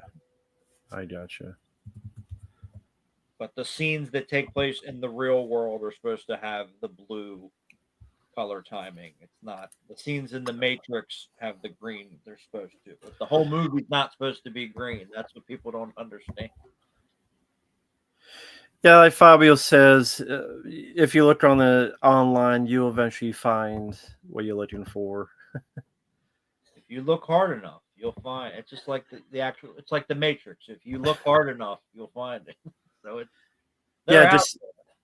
just like when I did a review of the original Night Watch, I was thinking of the Ewan McGregor version, and then I was able to find the warp print, the 2 hour and 20 minute version, which I'll give that a look sometime because I'm curious about it. But because I haven't seen that film in forever, that remake, and then this is like the full version. That's like 2 hours and 19. I think it's like before the Weinstein got their hands on it. So I'm shocked because it was on like it's this porn site, but they upload movies as well, and that's how I found it. That's how they're able to get away with it because they don't get a look there. Called Noodle Magazine. Nice. So I swear, folks, I was only looking for Night Watch. I wasn't looking at porn. I was exactly. Oh, this is for Fabio. Why was there a push for Matrix 4? Were they desperate for ideas? Yeah, because they needed money. They needed content, or the content is what they call it. They wanted Warner Brothers wanted to do one back in the day, but the Wachowskis said no. Where we told the story, and then I don't know how true this is, but he claimed that he was forced to make that movie. I don't know how you're forced to do anything unless you signed a contract, but I wouldn't have signed the contract wouldn't have been for that. Right. So I don't know where that came from, but it flopped because it came out during COVID. That's when it was, it'll come the same day in the theaters and then on streaming. Everybody stayed at home and watched it. And then they got sued because apparently the contract said it had to go to the theaters exclusively, and they didn't do that. But that's the thing, and I said this when I reviewed it. long ago now. And for those interested, it's still on the channel under just take Matrix Resurrections. You're making a sequel to a film. The number one, the majority of people hate the sequels. I Exactly. like them. You like them. Most people don't. So, number one, the people don't like the sequels. They look at it badly, so they're now wanting another one. Then people who do like it, they like it as a trilogy, so they don't want it either. So who are you making it for? You either have people who don't like the sequels and they don't want to see more, or the people who like it as a trilogy and they don't want to see more. So no one was asked for it, and yet they wonder. It's like when they do these new Blair Witch. Most people hate the original. I like it, but a lot of people hate it. They don't want to see more. That's each one they do, they bomb. You have to look at the facts and go, maybe this is something people don't actually want. But then you get surprised that it bombs. It's crazy. It's stupid. Because they're stupid. Because they need, again, everything is content now. That's why they just keep going back to the well, because, well, it worked before. Well, just because it worked before doesn't mean it's going to work now. But as you said, I even talked about it. I'm like, well, most people don't like the sequels. Why would you make something that people already don't like and expect them to like it? And then it was basically a remake. And then, Girl Power, the movie. It's like, well, so Neo wasn't the one, so we were lied to. And there you go. Yeah, Jamaral, I have to look into that. I don't know why you got blocked. I didn't block you. I don't know what the deal is with that. I think you can do it here on StreamYard and see, but I know you can do it on YouTube. You can find out. So I have to look into that and see what's going on, because I didn't do anything. Yeah, making people wear a fucking mask in the movie theater, and you have to sit like 5 seats apart. They were doing all that shit too, because that was going to stop COVID. Jeremy, what might have happened, I guess this is a guess. If whenever someone does a stream, they have a couple people on wrenches, maybe one of them accidentally did it because they're trying to do something else. That'd be my guess. I know I didn't do it because I have a wrench on Fabio's streams. Yeah. So I But don't know what the deal is with that, but you can, like I said, you can go on your YouTube and you can find the people you blocked. But I went on there before and I didn't see your name on there, so I don't know what the deal is with that. I think you might be able to look at it on StreamYard. I'll play with it and see what we can do, because yeah, you never do anything wrong. So I don't know what the problem is. People are just trigger happy, I guess. exactly.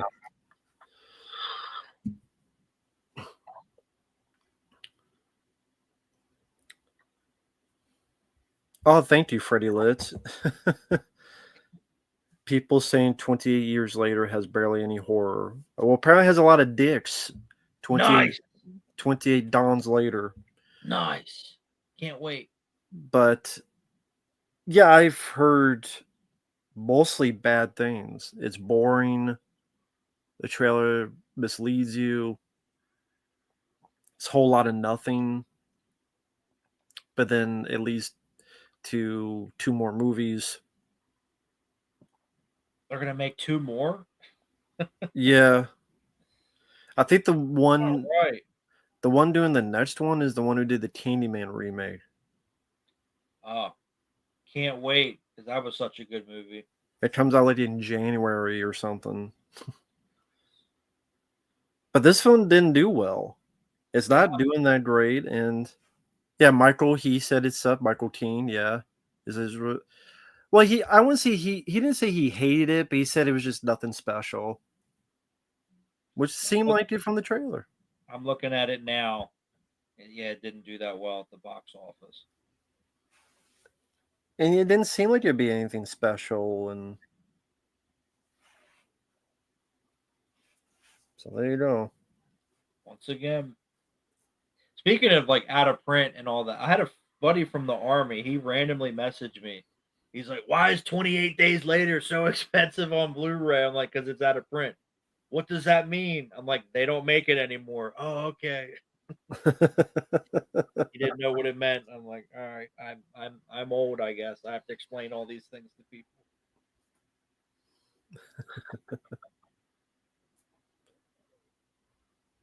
Oh, no problem, Austin. I understood you. Hey there, Wild Man. Yeah, because we wanted that. The strangers.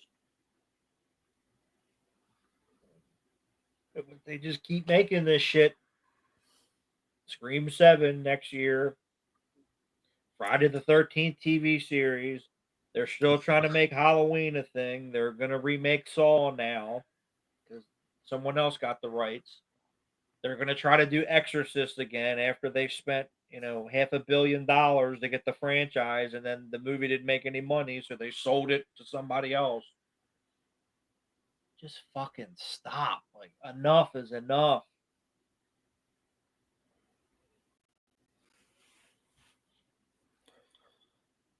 Yeah, I saw you message Wild Man. That's cool. I haven't seen F1. And then again, people get mad at me. Oh, well. Why didn't you like it? Why are you asking stupid questions? Did you not watch the fucking video? I love it. You didn't talk about the movie. I went on for an hour. What do you think I talked about?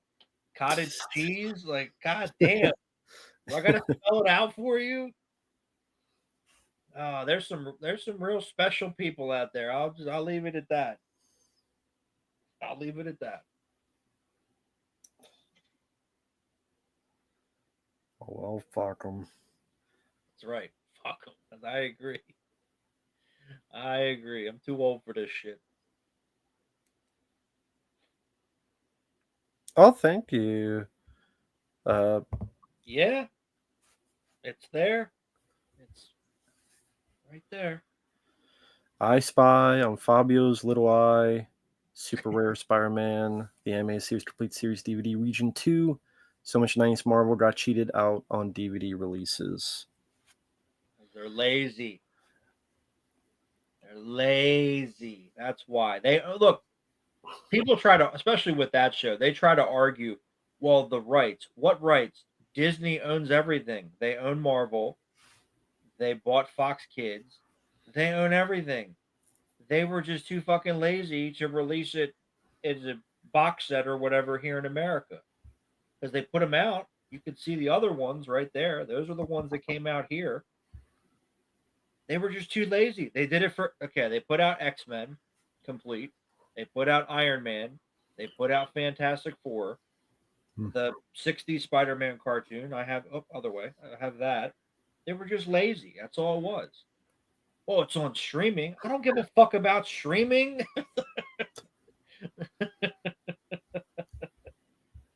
No, Aerosmith does not own the rights to the theme song because Aerosmith did not play on it. It was just Joe Perry. But they bought Saban. Saban did the music. So they own everything with it. They were just too fucking lazy to release it.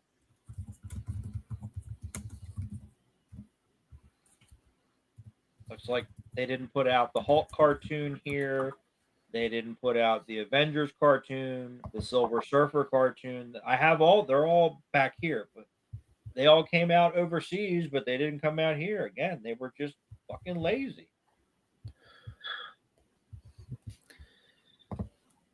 Yeah, that one in particular, like, that's a very popular show. Mm-hmm. But no, we can't. We can't have it. You have to watch it on Disney Plus. I'm good. I don't need Disney Plus.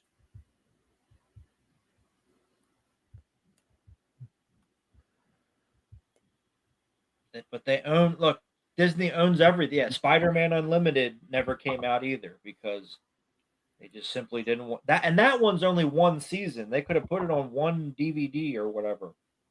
But Yeah. no, we're not going to do that.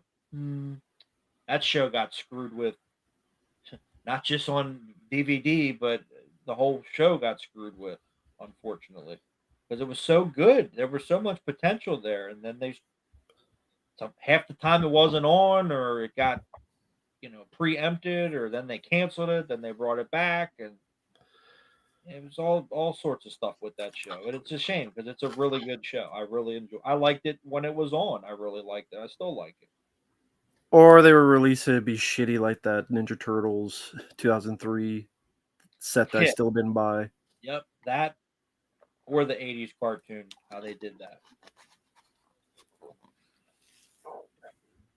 Yeah. But yeah, go ahead. The complete series, but they're all on DVD-R and they're out of order and not all the episodes are on there and the quality shit. I'm good. I'm good. What's crazy, like you could find if you look like I don't know if you'd call it HD, but they're like better looking Well, versions. I think Amazon, if you go on Amazon Prime, I think they have them in HD. Well, there you go. You got to pay for them. I'm not paying for them. There's a place I know they have the first season in HD, but they don't have the other 6. Mm-hmm. Have to find those, but they're just lazy. I think there's an internet archive that has all of them uploaded, or most of them, like 5 seasons. I think the first 5 seasons, and they look better than the DVD. Mm-hmm. Yeah, and they're edited. There you go. Exactly. They're edited. Turtles Forever is still the edited version. It's not the uncut version. 2003 Timothy DVD ruined Tengu Shredder's death. Very cheap edit they did when Hamato Yoshi cut him in half, plus the edited Turtles Forever film. I don't even know. Well, I mean, it edited, like, wasn't for content, for other stupid stuff, but just put it on there. Like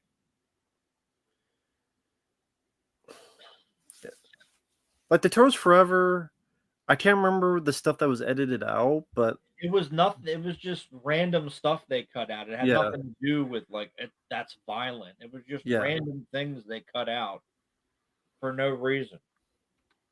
Because I have the uncut version, but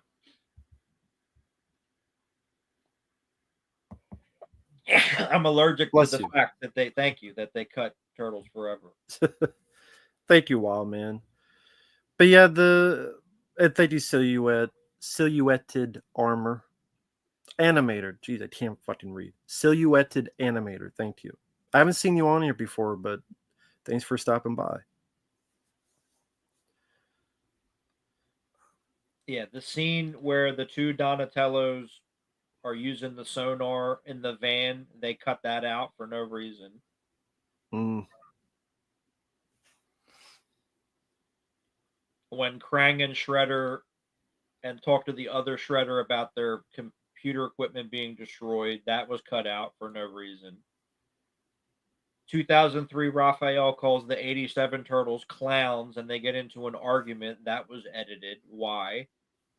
Casey and April have an extended fight scene. That was edited. The scene where they argue about which Shredder is worse is cut out. Why? Like this, there's nothing bad in there. Just they're stupid.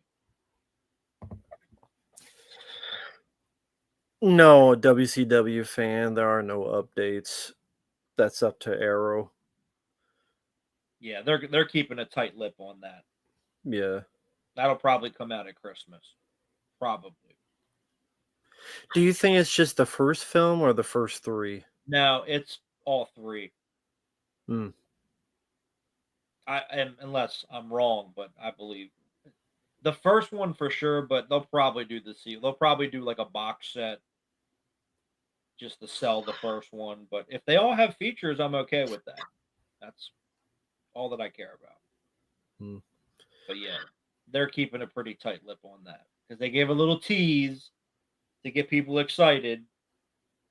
But like I said, that'll probably be, if I had to guesstimate, that'd probably be Christmas.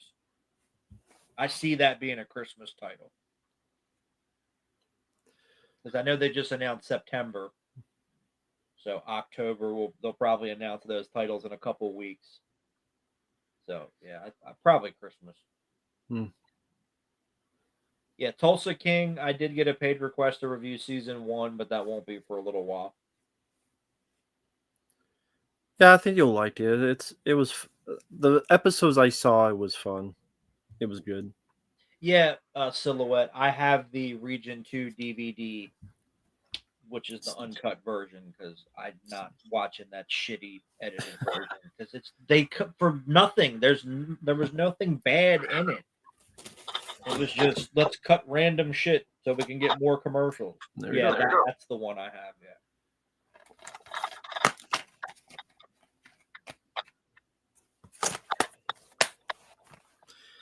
Yeah, that's the one he's talking about. It is from the UK. You can tell from the corner there, and much better cover because the cover that was awesome. The cover was just like just them standing around doing nothing. Yeah, and I think it was the logo and just them, standing there. But this, like, you see the whole thing. There's a lot more effort into it. So yeah, I don't. It is, yeah. It's Nickelodeon. It's just laziness, like Fabio has said multiple times. They could easily do it.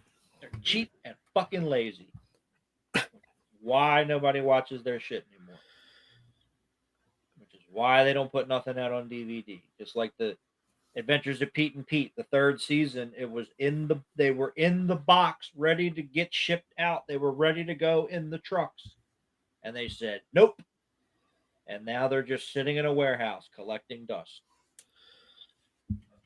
All those edits were for time because they had to put it on prime time. They wanted more commercials, so that's why they edited that stuff. Fucking master they use, because like,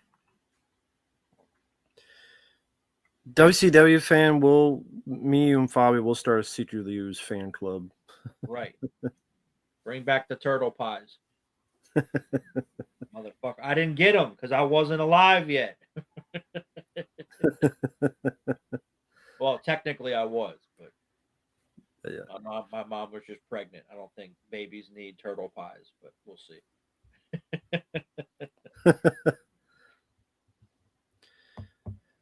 Oh, thank you. I want to try to save up for the Transformers Japanese show DVDs. I own Headmaster, still got to get Super Master Force, and Victory. Victory is uber rare.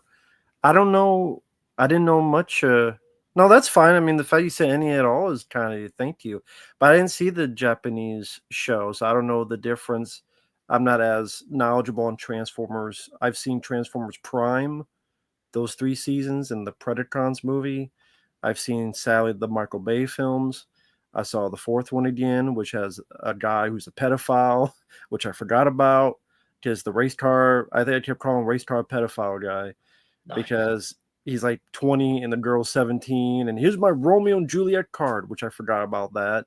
So he was banging this girl when he was 17 and she was 14 or 15. And he was like 17. Fucking shit. I thought about that. That review will be up a day or two. Fuck that shit. Fuck that movie. But thank you, Silhouette Animator. Takes place in a town where the final 3-parter. Oh, cool. Yeah, I didn't know much about that, so thank you. Me neither. So it sounds better than what I fucking saw. Marty Martin's Funky Bunch in Hong Kong for like an hour with his sword gun from fucking Final Fantasy. That's right. It's funny also, that funny thing about that with Optimus Prime, like he goes get the Dinobot. So he says, defend my family or die. And then the next line is, what'll give you your freedom? And I'm like, defend my family or die, but you are free. I don't know how the fuck that made sense. It's a bit counterintuitive. Okay, all right. Defend my family or shit. Defend my family or die, but we'll give you your freedom. Yeah. Very sorry to hear that, Crystal. Hope everything gets better for you. Hope everything works out for you. Wish you the best, Crystal. Very sorry to hear that.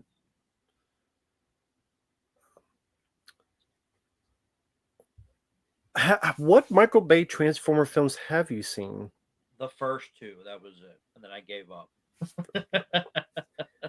Yeah. The first one's okay. I can tolerate it. The second one, I'm just like, eh.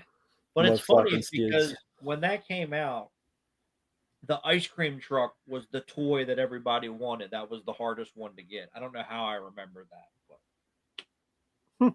yeah. And then I gave up because I'm honestly I was never a big Transformers guy because that was after or that was before I was around, and by the time I was around, they didn't. It wasn't really on TV, so I didn't really get to see it till later.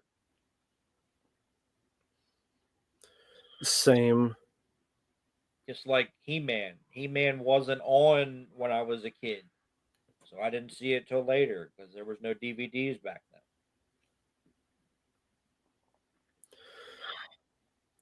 Oh, trust me, I could go on 30 minutes on Michael Bay Transformers, but that'd be boring. Yeah, I But mean, yeah, I remember Beast Wars and Beast Machines, but that was it. That's the only ones I saw as a kid. no, that was a rumor, the Skibidi toilet thing. That was just a rumor that spread like wildfire. So that was never true. Because people are morons. And now there's like, oh, Michael Bay's going to do another Transformers. I'm like, who knows? Who Why? cares? Because what else is Michael Bay doing? He should have did Bad Boys 4. That might have been better. I did see Bumblebee. I did like that because it was faster paced, it was shorter, and it didn't have as much of the stupid shit in it. And the designs were more like the original cartoon. So I didn't mind Bumblebee. And I liked Transformers 1, although the trailer was completely misleading and how it was an awful trailer. And then Bumblebee's awful in that because Keaton Michael Key, he tries to be funny, but he's not funny in that. But I don't even like the original animated film, to be other than the music. I like the It's score. okay because they changed it. They retconned it. They brought Optimus back on the show, so it's like Yeah, it didn't matter. But I mean, it's not one that I would watch over and over and over again. But it's okay. I don't mind it.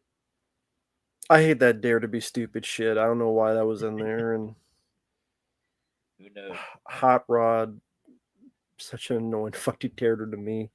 You got Optimus Prime killed, you bitch. Fuck you. I liked you, Judd Nelson, but I was more a G.I. Joe because Sergeant Slaughter rocked. And I like the guy, I forget his name, the basketball guy, who's like the grenade. It's in the hole. I forget his name. I don't know what Sparks is, so. They're a band.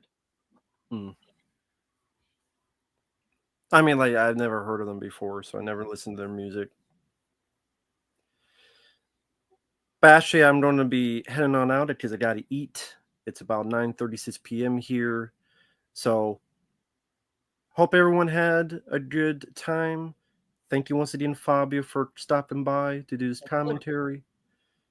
Thanks once again to Predminator who sent in the request. And for everyone who came by, thanks for stopping by. For you, I know you have you have Marvel stuff coming up. You did you got Thor, Love and Thunder. That'll be the next review, it seems, to record, and then Captain America stuff after. Yeah, that'll be tomorrow. I'll get working on that, and then Ant-Man, Avengers, Spider-Verse, and then Spawn. So that's what I know. Spawn's not Marvel, but that's what's coming up in the next couple of days here. Very cool. As for me, the Transformer stuff for Lucas, Universal Soldier, still a classic. Soldier, very good movie. And Holmes and Watson, the worst Will Ferrell film I've seen. I can't wait for that review. So, with that said, thank you guys out there. Take care. And we will see you guys in the next video. Bye bye for now.